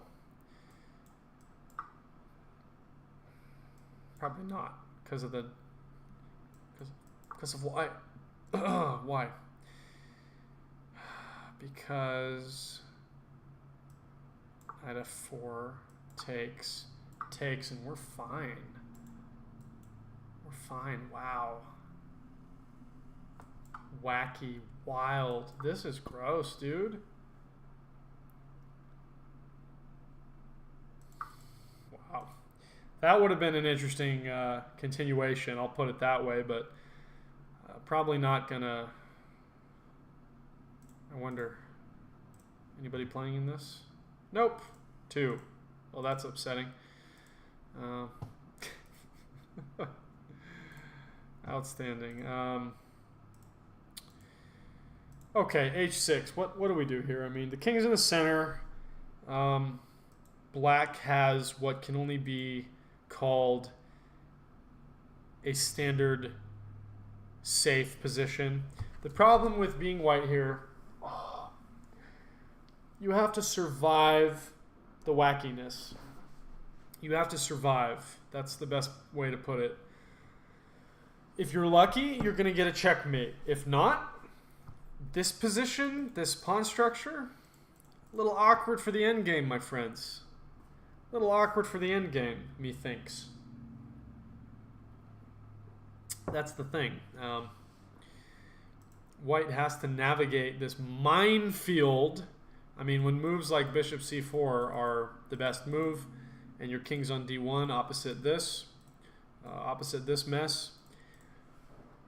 Minefield. Not your field, minefield, right? So what to do? Find religion, probably, is what to do here. No, kidding. You have to go on the offensive, but how? How do you do that safely? Don't know what to tell you. Don't know what to tell you. What could he be thinking right now? I mean, a3 is coming to mind, probably.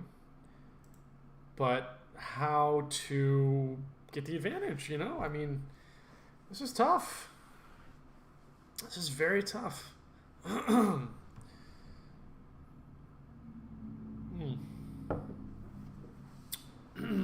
White down 27 minutes to 28. Not a significant gap, but every little bit counts, right? Especially in that end game. Oh, man.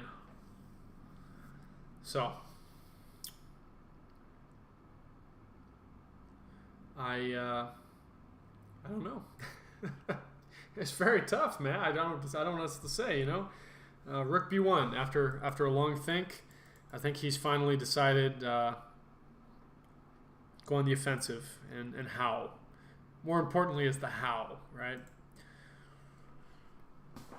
If you're just joining us, we have Matthew with the white pieces, Daniel with the black pieces. Very dynamic, crazy, theoretical battle in the Vienna Gambit. Look at them go. Oh, golly. Gee willikers. Look at them go. I just don't understand, man. Wacky, wild. My goodness. Wouldn't want to be either of these two right now. This is a minefield. But then again, I'd only really want to be myself because, you know, because I'm me. I like being me. Bishop, probably go back to c5 if we're feeling conservative, maybe all the way back to e7. Who knows? Who knows? Of course, that would drop g7. I mean, I guess if we're being conservative, we're going all the way back to f8, but we're not going to do that. That's the truth. You know it. I know it. We've got to do something. I mean, I wonder if he's thinking about a move like a5 or something. That would be a really strange move. Not the right move either, because it, you know, would destabilize everything on the queen side. Perhaps he's just going to play rook b8. King b8. Then again, putting it opposite the rook. Not nice, you know. But whatever he's doing, he's got to do it today because he has 26 minutes. Plenty of time, but you know, that time, it really runs away from you, you know. So, pardon me a minute while we're waiting.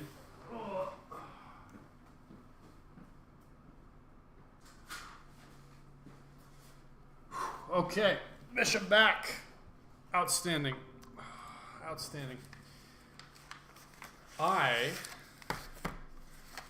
have fancy chocolate with almond butter. Ooh, fantastic, right? Big deal. Big deal chocolate. Okay. So, I hope you enjoy me enjoying this chocolate. Because I will enjoy you enjoying me enjoying this chocolate. I will enjoy the chocolate. Because that's the thing about stuff. You know, you enjoy it. That's what you do. It's what I do. It's what you should do, right? Okay.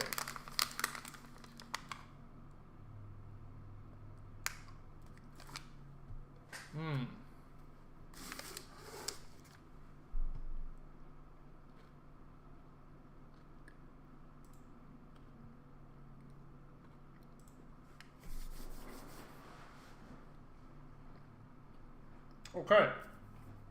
If you're just joining us,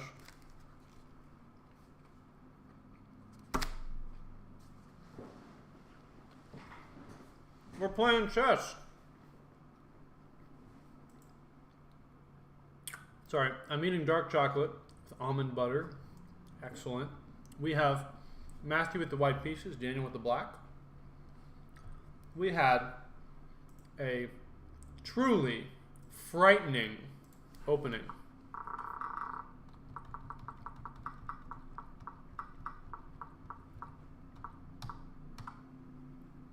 All sorts of tricks, traps, minefields, right? And if we go back, this position is where our Richard Rapport game ends, because white played rook b1. Now, we did sort of transpose with rook b1, but we're no longer in a Richard Rapport game. Props to these two for knowing 12 moves of theory in the Vienna Gambit. Great job. Great job. Where to go for white here? I mean, goodness me, what a mess. Like, you struggle to find a move because you feel like if you go anywhere, every single thing's going to fall apart. Like, everything will just explode. Well, what's a reasonable idea here? Look, man. Bishop. If it takes, you take with the king. If not, excuse me, we have other things to consider, like knocking out the bishop, knight f4. We have, let's see, there. Moves like a4, you know, pressuring this queen side here. This is not a fun, time for either side here. Very, very awkward game here. Holes everywhere, shoots and ladders. I mean, whack. So let's go back. Bishop a5. So if takes and takes, this is great. Look, the rooks are connected. The king, relatively safe, considering.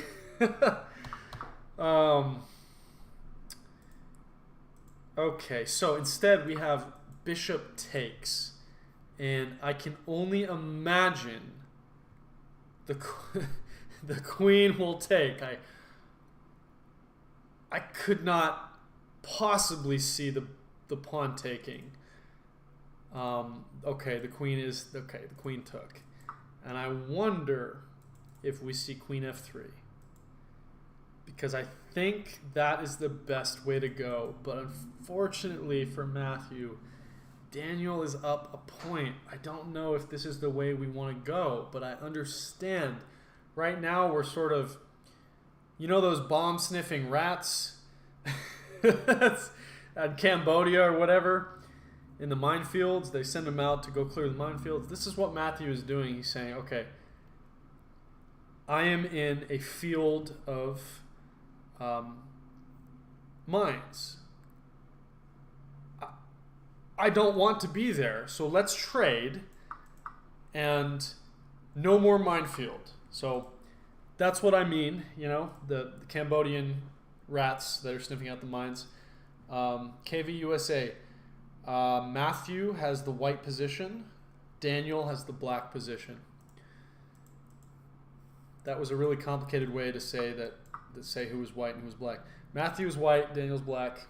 And we have an exchange. And this is going to come down to the pawn structure. Black has the bishop pair, which is very devastating, but can he use it? I mean, look, we got really awkward holes in the position everywhere. We got a hole here. We got a, you know, strong points here for black. White's hopefully gonna, you know, defend here. I mean, what on earth is going on? I just don't know, man. Look, preventing f4, very difficult. Well, f4 anyways.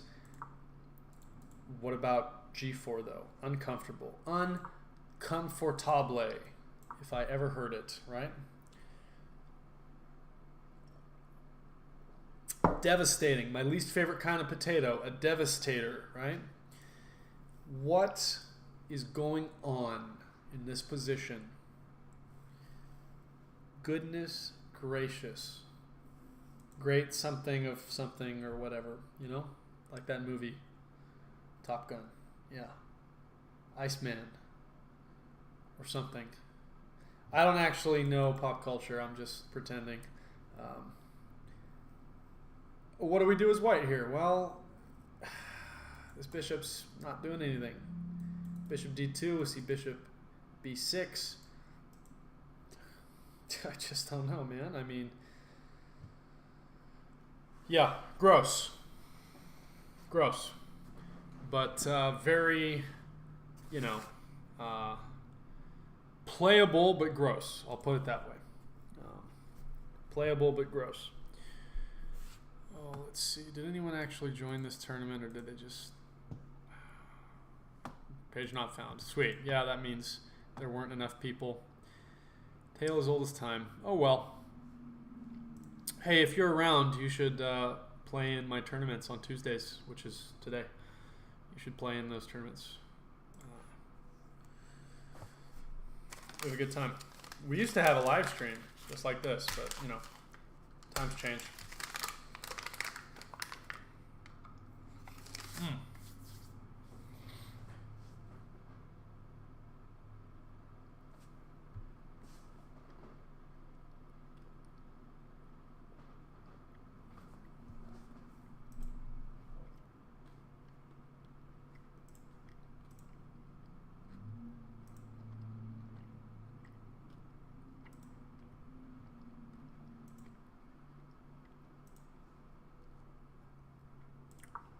If you're just joining us, I want to take you through how we got here. Matthew with the white pieces, Daniel with the black pieces. We have the Vienna game, Vienna Gambit. Best move. They're both booked up on the best moves. This, all theory.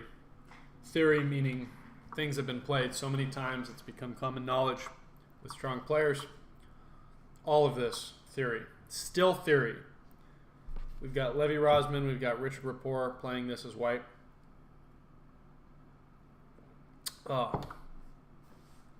Bishop b4 check, very uncomfortable. Now we did have an opportunity. Now this is real gross. If you are just tuning in, this is disgusting. Bishop takes c4. Leads to this, just absolutely should be illegal line where d3 gets played and there's nothing you can do. This just is crazy. But if you don't take this, excuse me, after you take this and d3 gets played, you actually have to take the knight. I went through this. Where is it? Come on, what is it? Oh, my fault. Take the knight first. Queen takes. This lessens the pressure, right?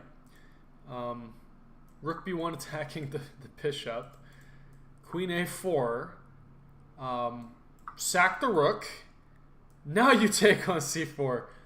Disgusting. What is going on? Materials even. Disgusting. Okay?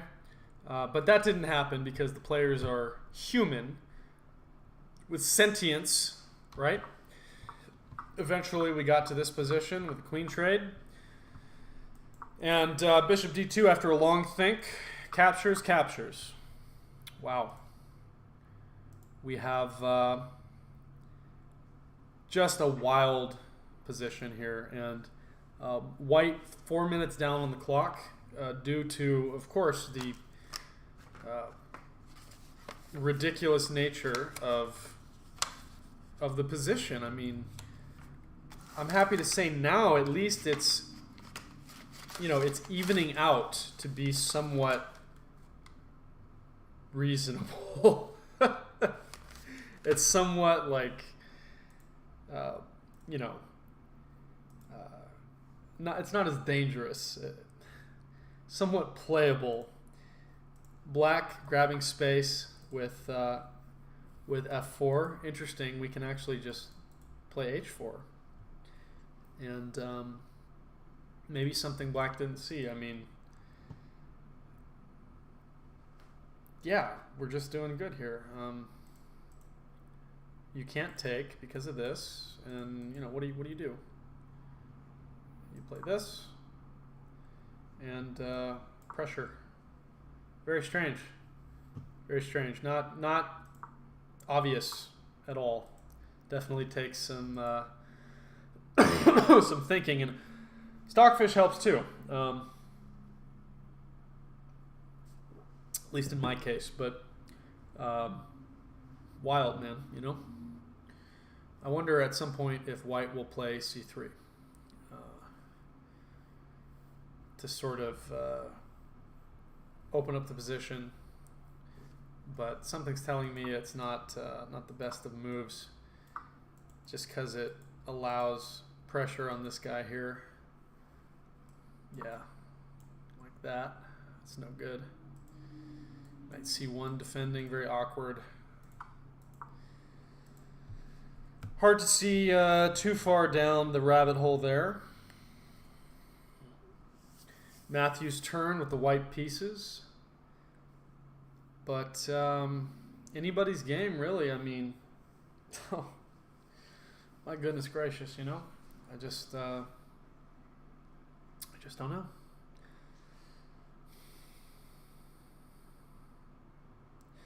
If I were white, I would probably want my knight here, but it's gonna take a while, And after this, kind of awkward. You can push there. It's gonna be a while. It's gonna be a minute.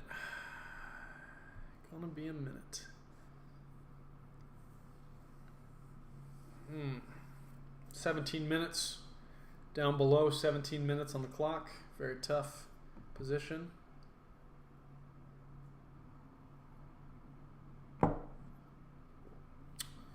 What to do? A4, grabbing space. God, what else? I mean, very difficult to find a plan here, C3, functionally speaking, might be the best. Yeah, he's got C3. Might functionally just make the most sense. Playability is very important in chess. It doesn't matter if you find the best move. You don't know what the continuation is. It's useless. I wonder c5, cd4, cd4. We're back. We're right back, so what to do? Now I know black doesn't want to take and allow white to get some more activity, but options, c5 is uncomfortable. He takes. King takes or knight takes. Perhaps knight takes, so we get it on e4, but hey, that will lead to some issues. Good. King takes. If we do it the other way, this is a free pawn. We can't do that. Can't do that. Position falls apart. Black to move. Well, pressure the pawn. Pawn on d3 with bishop f5 seems to make sense. We're going to have to... Oh, hey, kitty cat. We're going to have to use vital resources. Come here, you. Oh, big kitty. Pet the kitty, pet the kitty. Going to have to use vital resources to protect that pawn. Baby doll, make yourself comfortable. Make yourself comfortable. Oh, don't hit the camera.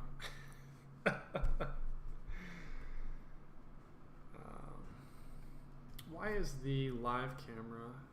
There we go. Well, hello. Good to see you too. Hi. This is the best part of my job. Well, this doesn't pay me anything. It's not a job. This is the best part of my hobby. Oh, the cat is hitting the camera. Awesome. Cool. Where will black go with this? Will we see bishop to f5? Pressuring the pawn? What do you think, Mr. Kitty? What do you think? Bishop f5? He says, I don't care. You see, if I had more viewers, I would not be talking to my cat. I would not be talking to... Well, that's not true. Tune in. Tune in. Tune in next time, yeah? He's trying to eat the chocolate now. Can't let that happen.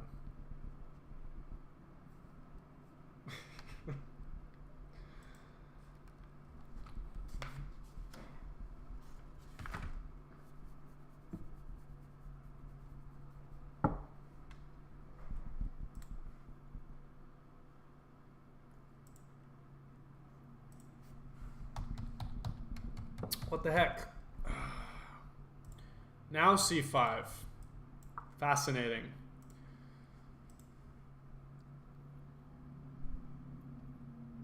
Is the clock stopped? What's going on here? Let's see.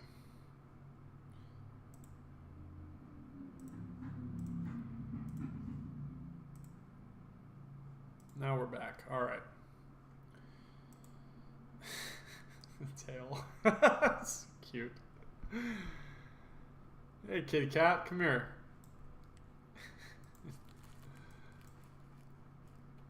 Hey, baby doll, don't mess with that. Oh, please don't push that onto the ground. That's my food. Let's see here.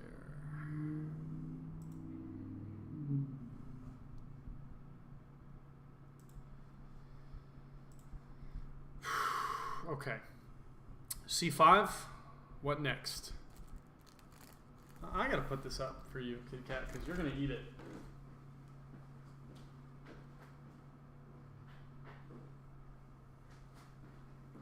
Don't worry, baby doll. I'm here. Hi. Okay.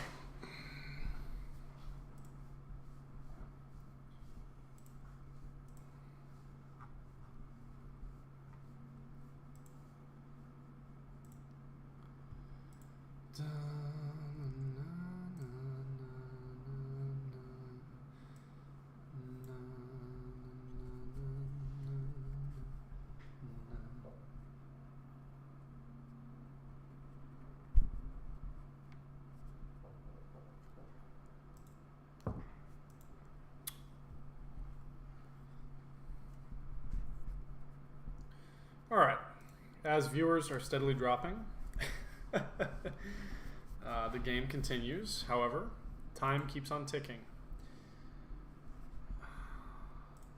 Oh, here we go. Dude, the cat is so funny. Oh my god. I love it. He sent me pictures of the cat. Jason's cat is so cute. I love it.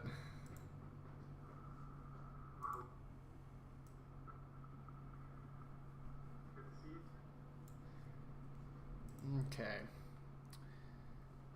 There's still a cat here, by the way. It's right in front of me. Okay. So, time keeps on ticking for white.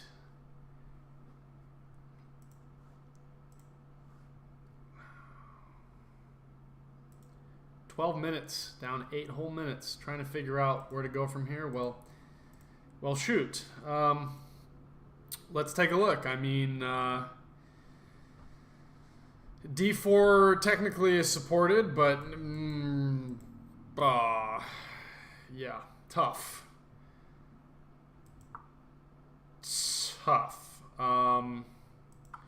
You know, this is fine.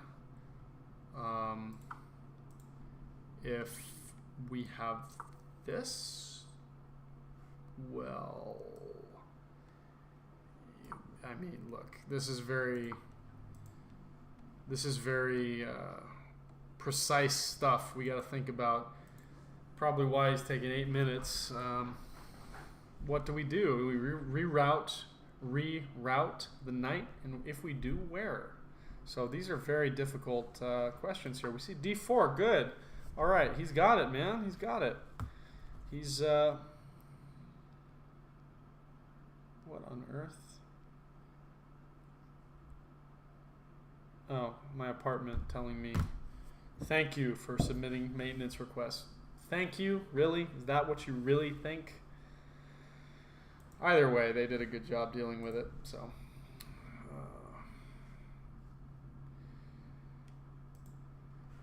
D4, very good move. Opening up the position. If takes, well, we take, and we got to move this bishop, man. You know, can't go back because we push. We gotta maybe just defend. I mean, bishop's blockading the passed pawn. By the way, there's a passed pawn. So, black's got things to think about, man. I mean, oh, goodness me.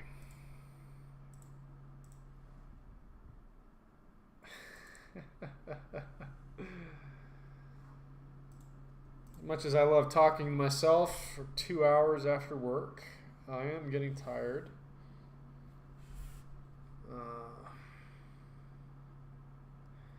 I'm curious to see where this game goes. Open the H file, trade rooks. I agree.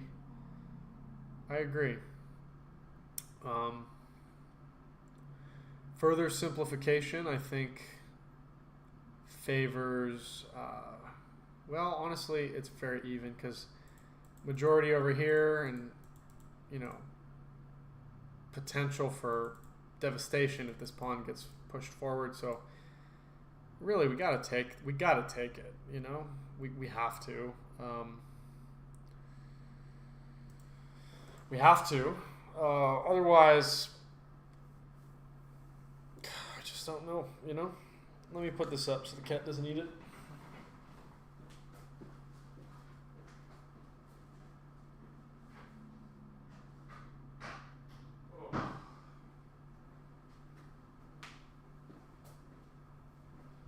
I just got hit with a tidal wave of the day.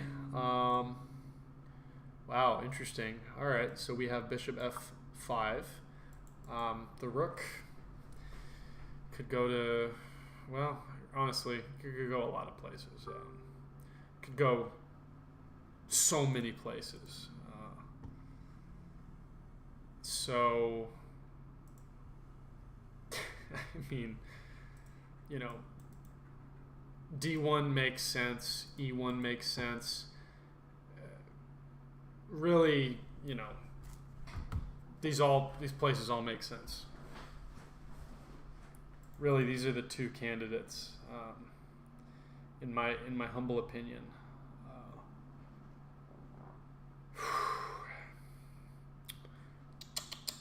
Come on. Sinatra, come on. Come on. Come on up, baby. Let's go. Lift the kitty. Lift the kitty. Okay. He likes to sit on the trackpad. Mouse pad. Well, cat pad.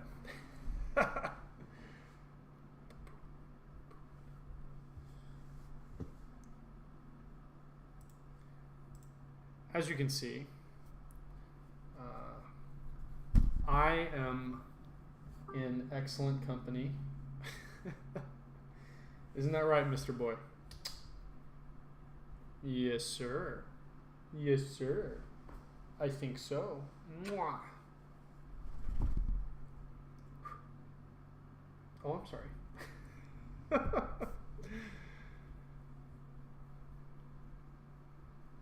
He misses me all day, you know, so.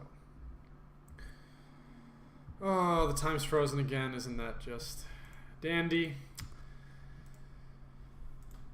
Oh, there. Now it's back. I wish these would refresh themselves, but I gotta look. There him is. Ooh, he's a boy. There he is.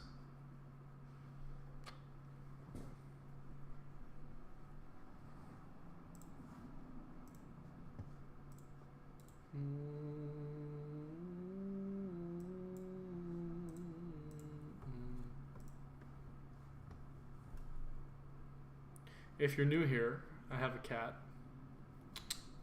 and he is wonderful. All right, rook d1, just like we thought. Makes sense to me. Put the rooks opposite each other. More defense for that pawn. All of a sudden, that e-pawn is looking rather nice. Rather nice indeed. Look. Mr. Boy.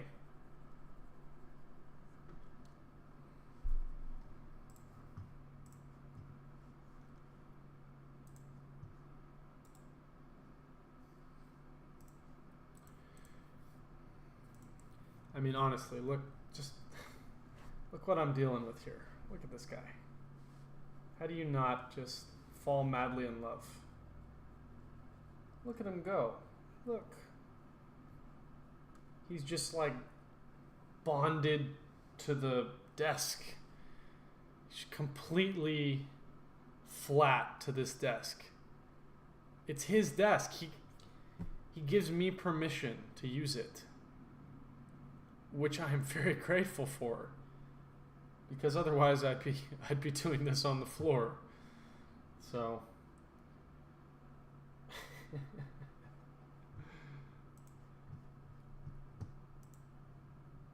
okay. Rooks to the center, rather exciting, preventing well, preventing all manner of silliness. Isn't that right, Mr. Boy?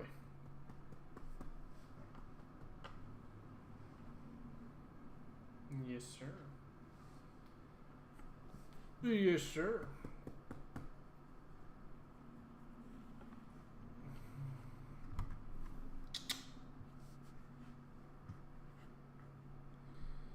Oh, let's see. Do we have another? Oh. Ba, ba, ba, ba. Oh, I see you, baby. Oh, I love you too. Look, the chess match is cool, but this cat is wonderful, so. Says, give me attention.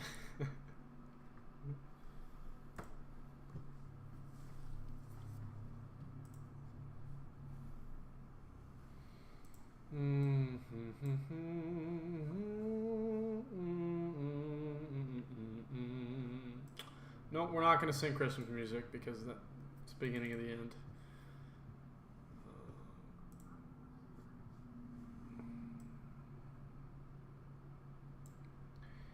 Look, if we start the Christmas music, I'm done. It's nowhere near December. I'm gonna lose it. So can't do it.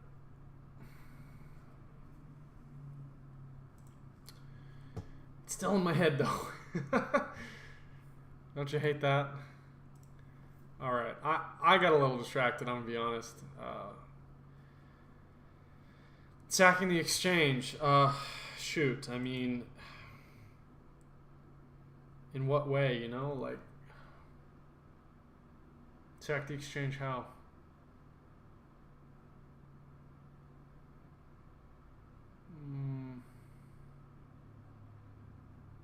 Fortunately, just boring moves like rook to e1.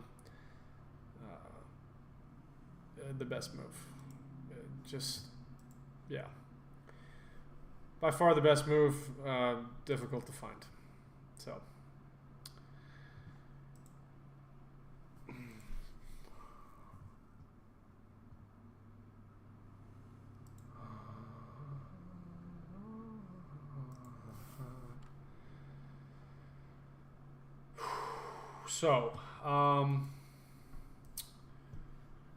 Golly, I'm sorry, I'm fading fast. It's been a long day. We're still waiting on white here, who has 5 minutes. Man, that's a tough position, I get it. Concerned about, rolling pawns here, but remarkably even still.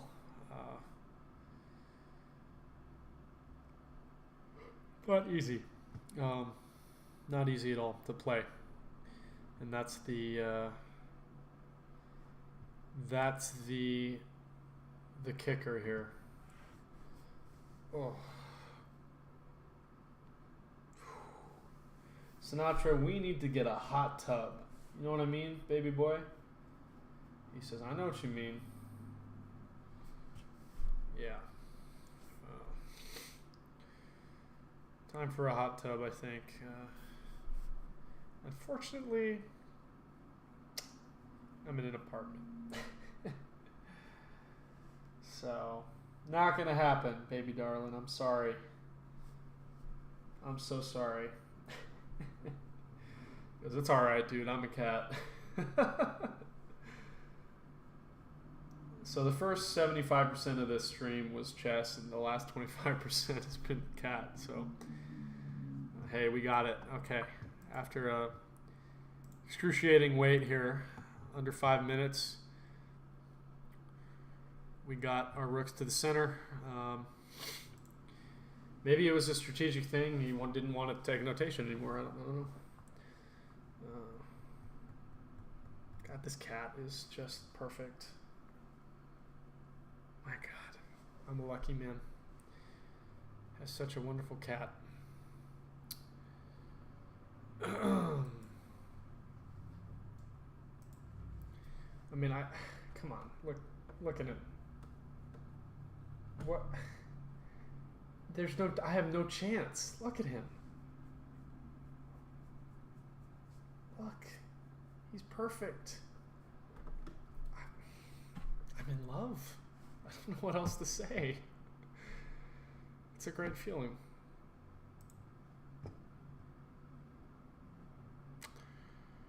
Let's see. When he played bishop f5. Oh, I understand. Yeah, okay, I get it. I think the king's too active. King's too active and his rooks are too well placed. But I got you. Wouldn't that be nice? Okay, what to do for black? Well, a5 space. Bishop somewhere. Bishop. Oh God, I don't know. Bishop. King up doesn't really do anything.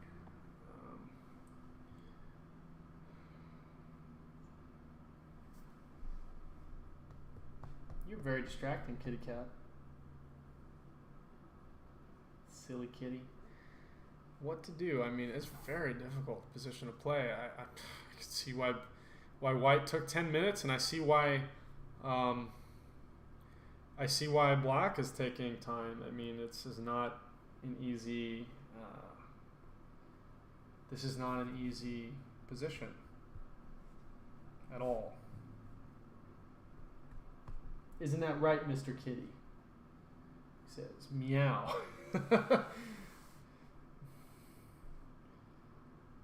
Goodness me.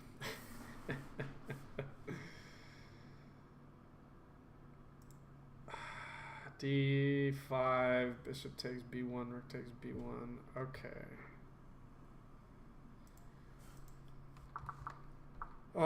D5,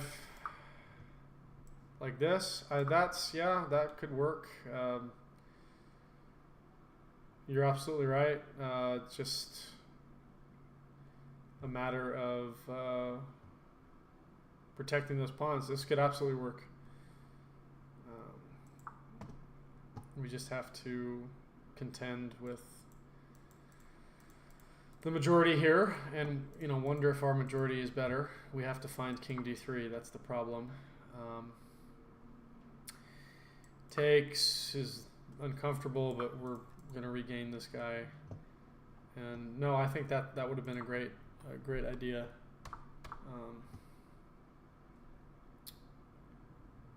Okay, we do have a move.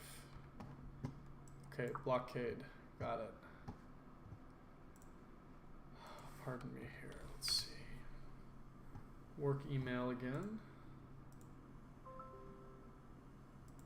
Okay.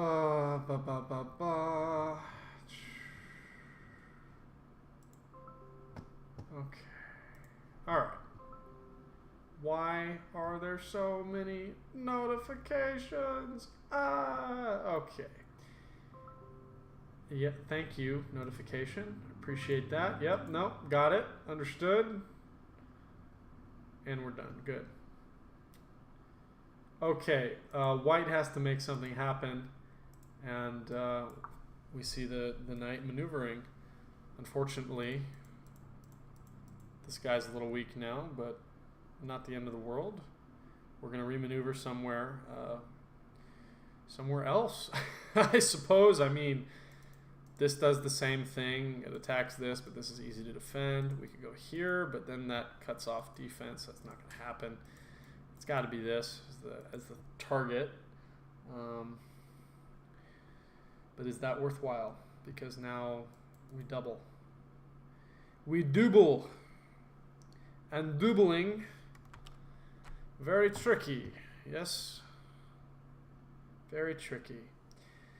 The engine actually does. It's even. Your line is a good one because it's even, but we have to contend with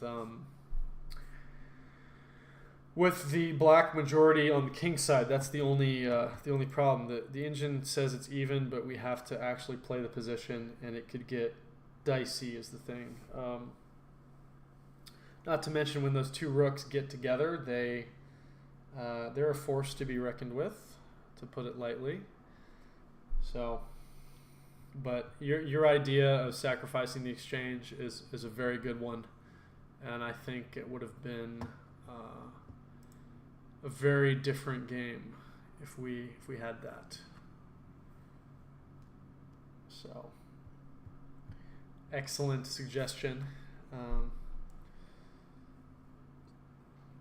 but not something that people are keen to do, perhaps over the board. I think that's probably the reason. Rook takes. Okay, I mean, we're probably going to have a rook trade. If not, rook e8, rook d e8 rather. Otherwise, I think white's king is too active. But very even game, considering what we came from here and arrived at this position from. Very wild developments. We actually see black with a better pawn structure, white with a passer, but you know, black 2 pawn islands, white with, you know, isolated pawns everywhere, unfortunately. Unfortunately for us. So, white has very little time, 3 minutes to black's 11. And tough, very tough game. Rook d5 defending is the only thing. It's going to take, and that's what we see, it's going to take a while for black to swing that bishop around to try and, you know, dislodge that guy, but in fact we probably won't see that at all. This is looking, man, this is looking like a draw to me. Pardon me while I get some water.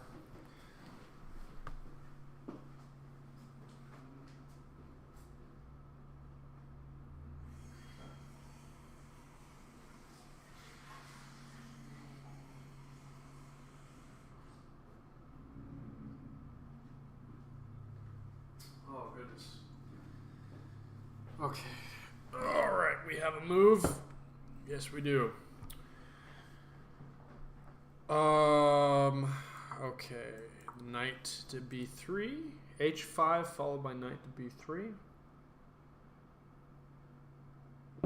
Trying to get in the game. EA Sports, it's in the game. We're approaching the end, folks. Very close. Not that there's a knockout here, just that there's time pressure, and we are rapidly trading down to an end game. That's what I mean. I have full confidence both these players are able to win in this position. It's just a matter of who makes the first mistake, which, well, makes the last mistake, rather. Delectable. Midland water.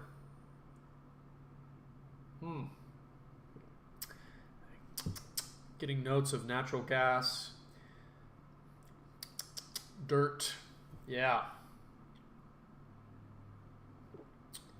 Ooh.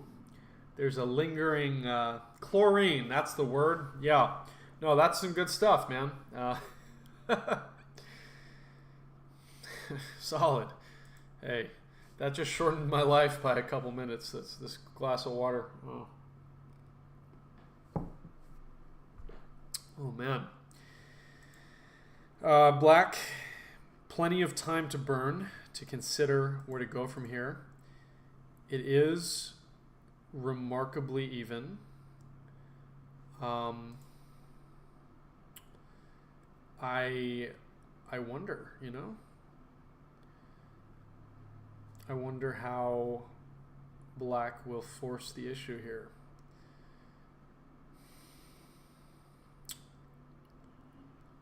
Because if this pawn gets rolling, it could be an issue, you know? But we got a lot of resources. We got a light squared bishop protecting the light squared promotion square. Light squared promotion. Say square one more time, huh? Protecting the promotion square. We've got 2 rooks. We've got a king that's close to the action. You know, it's very, very unfortunate because it's just like last game where the both players were incredibly close to promoting and it just wasn't going to happen. Rook c5 check is a nice move here. How else? You know, or rook a5 maybe. Then again, then the file falls. So maybe not in this square. No, we don't want to do that. Perhaps check. We don't want to go here. That's asking for trouble. Or is it? Oh, here's an interesting thing here. This could get bad pretty quick. there's pitfalls when the end of the game comes and there's time pressure. But right now the pressure's on white, unfortunately for Matthew.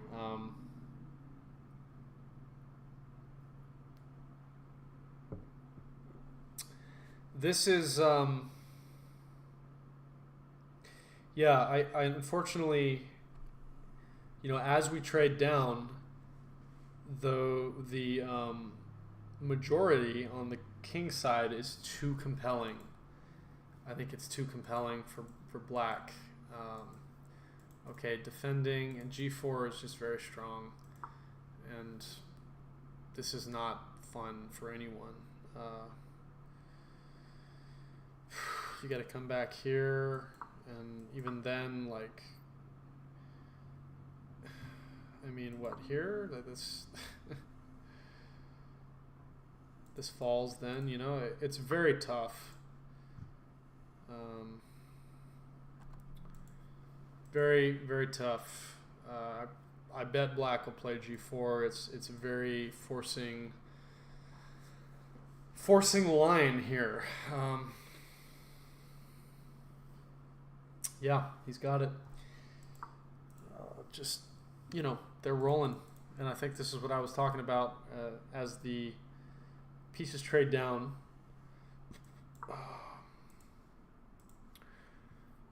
Okay, we're approaching the end here in terms of end game and time.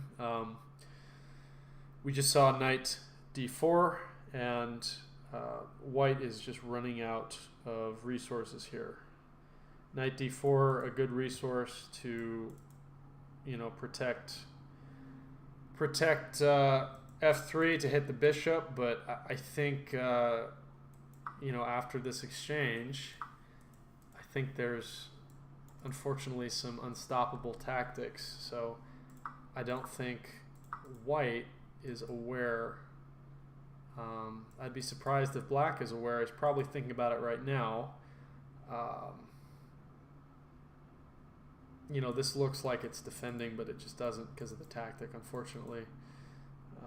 And I think black will pick up on that. We probably got to do something like that, but even then, okay, so he does pick up on it. G takes f3, and I think white's probably seeing now that this pawn just went away. But if we go back, I mean, we can't do that. That's not going to work. That's just not going to do it, So, in terms of the position, we've got to save this. Run off to the side, allow these pawns to be doubled, go after them, live to fight another day, unfortunately. Very, very tough position. And white down near 30 seconds. So I just don't know, Okay, he does. Okay, so he does take, and I think we're going to see, yes, immediate rook a3. That's very demoralizing. Even with king d4, it's just too much. We can't escort this guy all the way. I just don't see it. But I think he will fight to the end, the bitter end, which is admirable.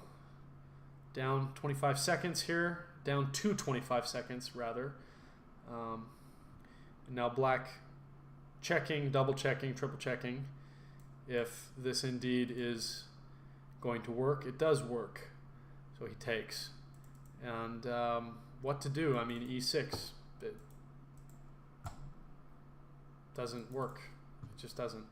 We have too much activity. King c5, getting that king active. 14 seconds on the clock. Unfortunately, unless there's some act of God here, I don't see this turning out for white. 5 minutes on the clock to consider. we got forcing moves. You know, even, I mean, somehow the king all the way up to c6. There's no possibility of checkmate here, unfortunately. So black really just kind of deciding which way to go here. Did I miss something? He moves his king up and immediately rook g2.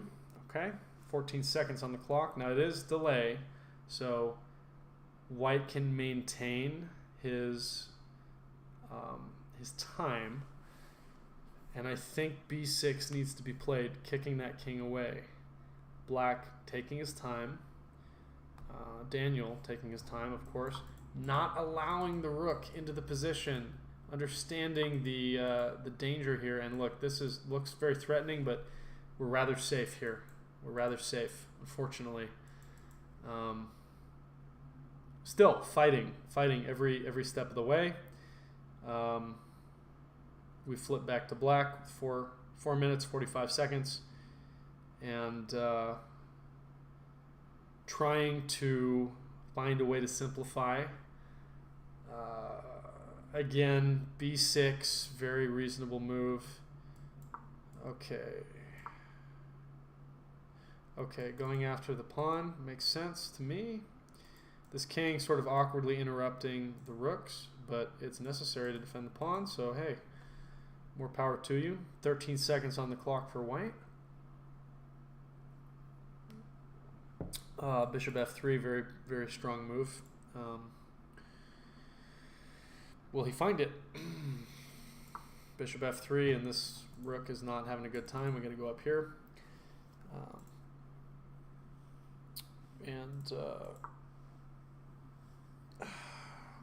Yeah, active pieces for black. What to do? e5 will finally fall, and I am getting ahead of myself. Okay, bishop, rook over, giving check. King is rather safe. We can actually also just block with the bishop too, which just sort of, okay, king back. 13 seconds on the clock, still fighting. This is not nice, not a nice feeling to have over your head. White, 2 seconds on the clock. I don't know if that one made it. Yeah, I think it did. The DGT has trouble with this stuff. Okay, check, blocking, and probably bishop takes. You're going to see this happen very slow, unfortunately. Black to move, considering what to do. Perhaps we have a resignation, perhaps we had a timeout. It's hard to tell with the DGT boards. Either way, admirable fight. Okay, we do have bishop takes, pawn takes, obviously. Good. What else? Rook down. Yeah, going for this. That's devastating. Rook over, check. Okay. Yeah. King down. Just grabbing the pawn. Okay. I'm gonna go ahead and pre-move this. Can only imagine. That's the move. No, it's not. We have a resignation, I think, or a timeout. Either way, tough game. Very tough. That was an example of just someone who knew their theory tremendously. So good game, you two. We'll see if there's a third game. I don't know, but we'll see. We shall see. Very tough. Heartbreaking. Heartbreaking game here. Let's see.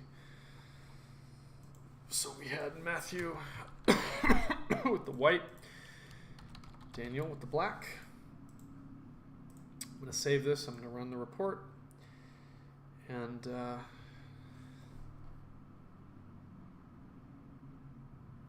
going to see how this says. So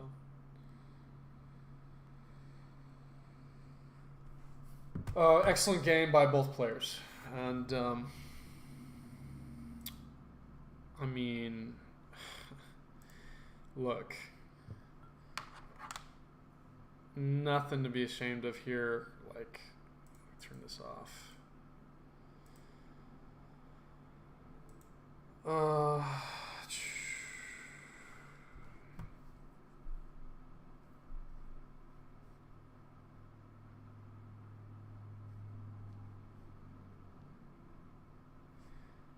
Crazy. I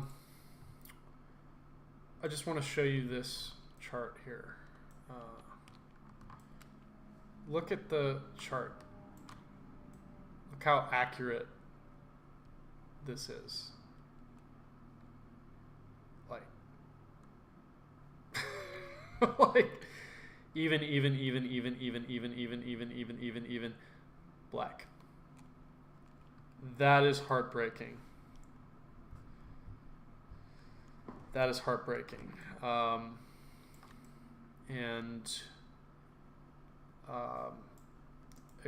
Just one of those games that's an incredible lesson. Let's go through it. There is going to be a third game, by the way. So stand by for that. But let's just look here.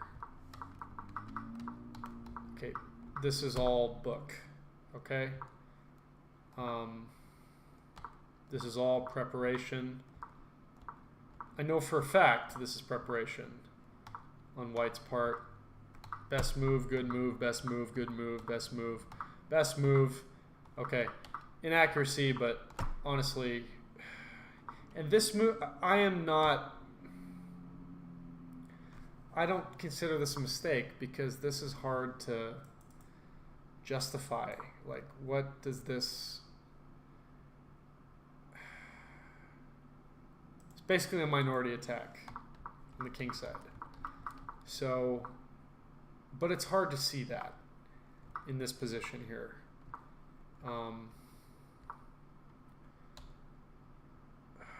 Sacrificing the exchange was absolutely an option, but you know, this maybe is a little more playable for humans. Again, this idea makes perfect sense.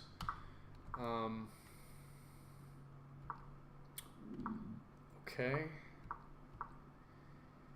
It's just very tough, and really it was time pressure. That's the thing. Like, this move especially, just, that was the move. That was the move. That's it. Like, that's it. One move. That's heartbreaking. But, you know, computer says... played at a 2000 level. I think that's a victory in itself. So stick around for the last game. They're drawing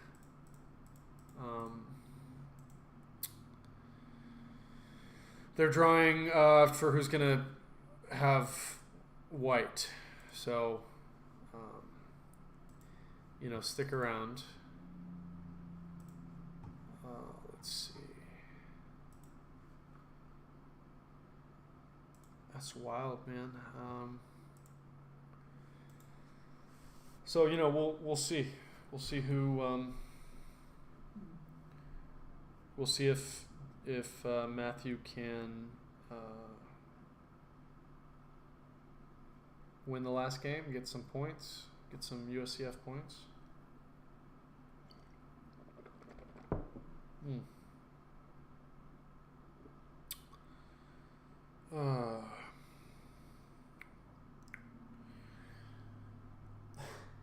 My cat's just chilling over there. He's so cute. It's so funny. We'll be right back.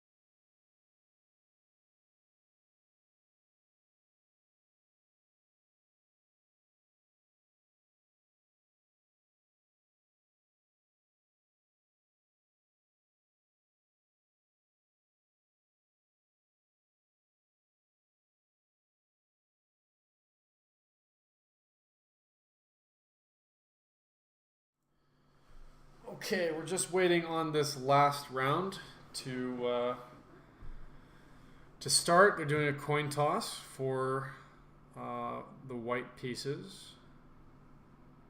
So stick around. Don't you go anywhere.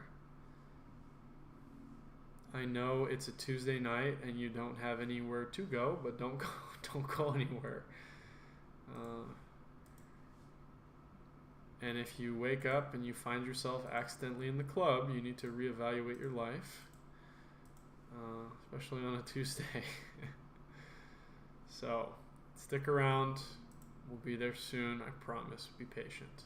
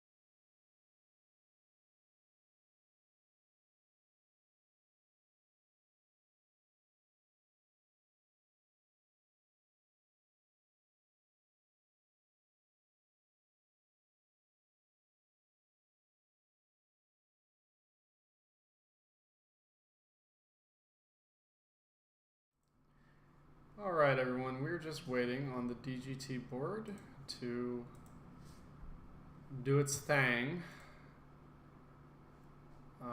We have the position from the last game here.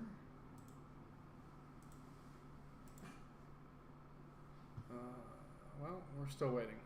BRB.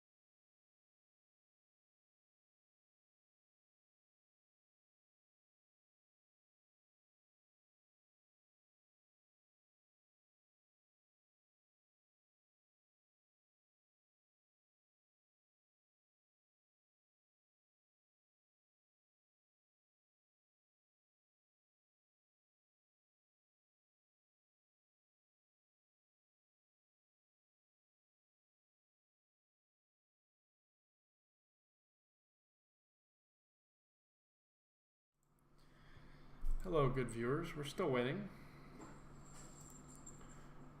Still waiting on. Okay. We have Matthew with the white pieces. Excuse me. D4.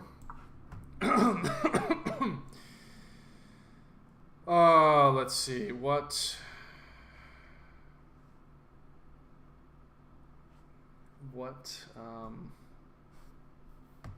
do we have? Okay. D4, D5, C4. We have a Queen's Gambit declined. Excuse me, Slav defense. Exchange Slav. Well, isn't that delightful? Knight F3, Knight F6, Knight C3, and wow. Okay, here, there, everywhere. And now we're caught up, folks. So, a more modern way of playing the Slav. I mean, Bishop D3 is going to be, it's very even so far, I'll put it that way. But if we go back, so many different options. I mean, generally I play Bishop F4 here and get this sort of a position, and you do this, but you know, there's always a lot of different move orders. Queen B3 is by far what I'm most familiar with. In this position, though, I think we'd be okay. Rook B8 would be fine here as black. A3, very conservative move, preventing this eventually. Nearly instant move. Shoring up the pawn structure. Question is for white, how can we get the dark? Excuse me, the dark squared bishop into the game? How and when? Which are the same things essentially in this. So, will white contest the bishop, or will we see bishop b5? Is the question. Bishop e2 is a little less compelling, but you know, still possible. Even something like knight e5, and if we have this, you know, this is an interesting game, to say the least. Not pretty, but you know, it could be interesting. However, none of that. Bishop e2. Logical. Doesn't want to trade off the bishop. Alright, fine. Where will black's bishop go? Probably d6. Most definitely d6. Okay, preventing that, I suppose. Allowing for this in the future, perhaps. Very slow Slav. Exchange Slav. So, oh goodness. Castles, excellent. Bishop d6, I can only imagine. Now, then, later, it's the right move, bishop d6. What do you know? Matthew with the white pieces, by the way. Daniel with the black pieces.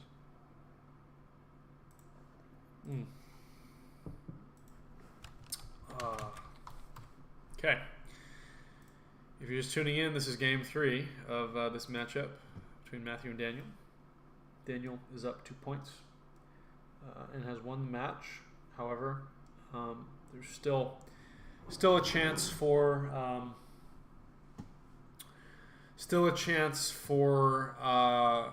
Matthew to win some rating points. So we'll see. Where do we go here? Well, knight b5 hits the bishop, which just moved. That's inconvenient. Bishop can go all the way back. Believe it or not, that's fairly standard. We left theory a while ago. So,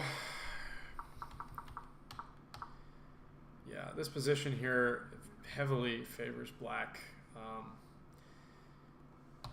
But I think anybody below 2100 can play this. I mean, it doesn't mean much, you know.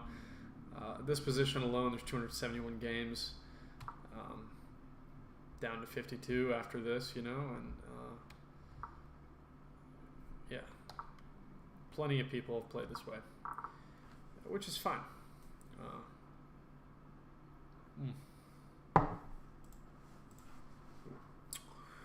Okay, pretty thematic idea here, going after the bishop, and it's okay because we can just tuck it away thanks to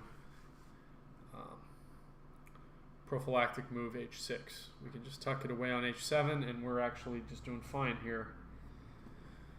And then black says, your knight looks silly on h4. What are you doing? Could also come to e4, but either way is perfectly fine. And we actually see the more conservative approach, preserving the bishop all the way back to h7. So very good. Very good. Time is nearly even. Matthew, white pieces, probably feeling some fire in his belly after those 2 games. Very close games, lost by mistakes in time pressure. Really, very interesting. F4. This is a way to play this. It does leave this as quite a weakness, but this is perfectly fine. You know, really, knight f3 makes more sense. Bishop d2, but hey, f4, let's do it, man. Sort of preventing g5 as well. So I dig it. If the f file opens, well, hey, we'll see what we can do. We'll see what we could do.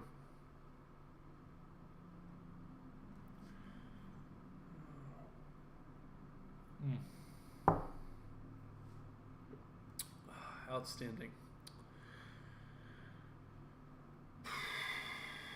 So, castles is probably the most obvious move in this position here. Castles and, well, to be honest, knight f3, knight back to f3, followed by maybe knight to e5, makes a great deal of sense. Where do you go from here? Well, you could grab space, you could try to go here, you can do a lot of things, but you could even maneuver this to the king side if you wanted.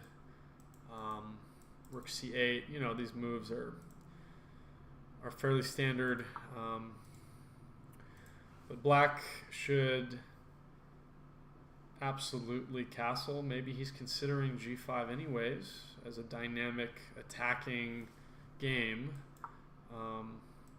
You know, after something like this is actually pretty good for black. So, you know, Matthew wasn't born yesterday, so he's probably not going to go into that. But, you know, this is... Oh, well, let's go back. All right, as I said, this leaves a hole on e4, and we see that immediately exploited, taken advantage of. So the knight is very comfortable on e4, which is the downside, but, you know, that's okay. We can still play this position. Knight captures on e4 is perfectly fine, but then that bishop will find a nice home, and really we just want to exchange those pieces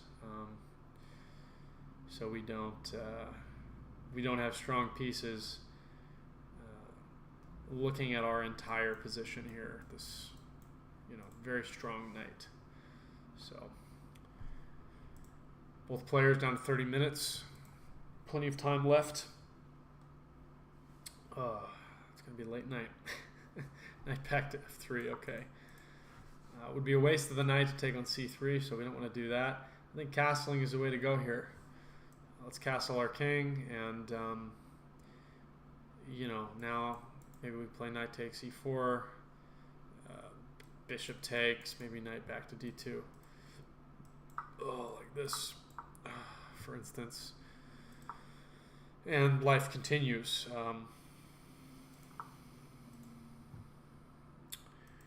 We'll see, though. We'll see.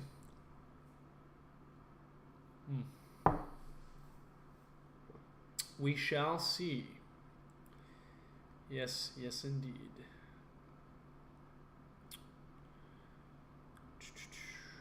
So, lots of things to consider for black. Lots of things indeed. Castling makes sense. That's really, you know, rook c8 is never really a bad move. Yeah, castles, rook c8, and honestly, I wouldn't play knight takes because it just kind of seems like a waste. We really like our knight there. But there's always the chance for some fireworks. You know, f5, for instance, is, you know, allows something like that, and we have a very, you know, nearly symmetrical game, at least as far as the center is concerned. So, what to do, where to go? My money is on castles, castles, rook c8, knight takes c3. Those are the only three moves that really make sense to me. Practically, you know, I mean,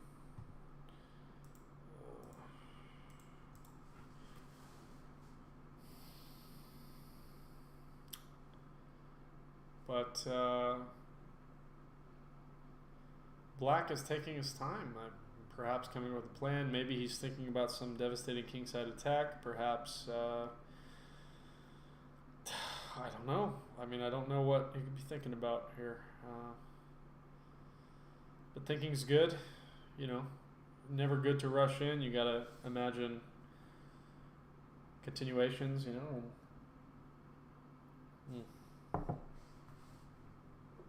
It's good. It's very good to think. Thinking is good. That's the takeaway here, I guess. Anybody still here? 4 people? Sweet.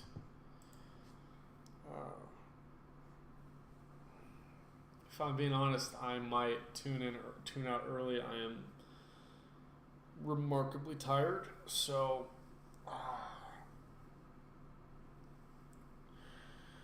we'll see.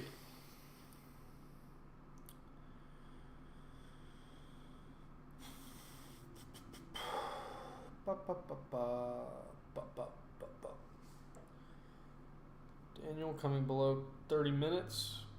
Castles really is the answer here, but perhaps he's concerned about castles, bishop d3. I don't know.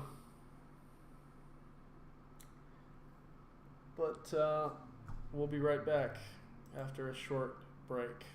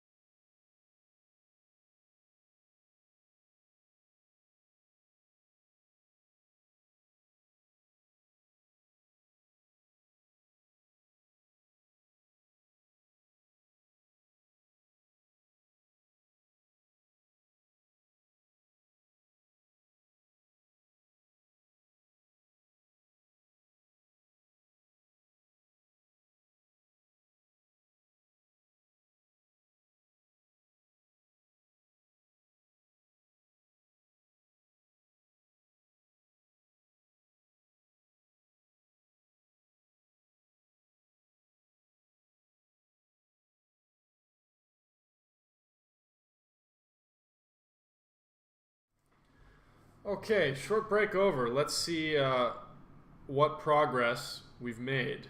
Wow. So I think I accurately predicted that continuation here. He was calculating a kingside attack, which is whack. Very good. See, this knight supports g5 very well. What to do? Well, bishop d3, sort of like the castle's line, you know, pressuring. But then again, you know,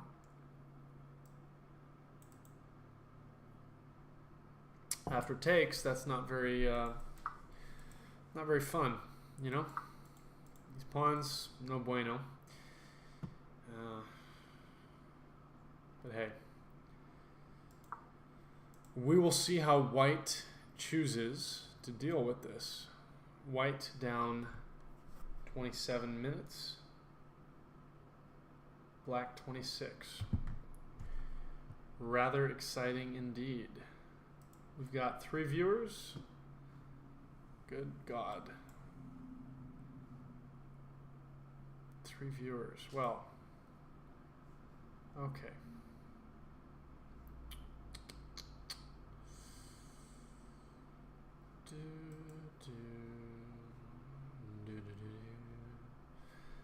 I am going to call it because I'm tired. Very, very tired. And we have a lot of chess left to play. And I hope that's okay because I have to go to work tomorrow. So, good night. Pleasant evening. Good dreams, all that good stuff. We're going to end the stream. I will be seeing you. Goodbye.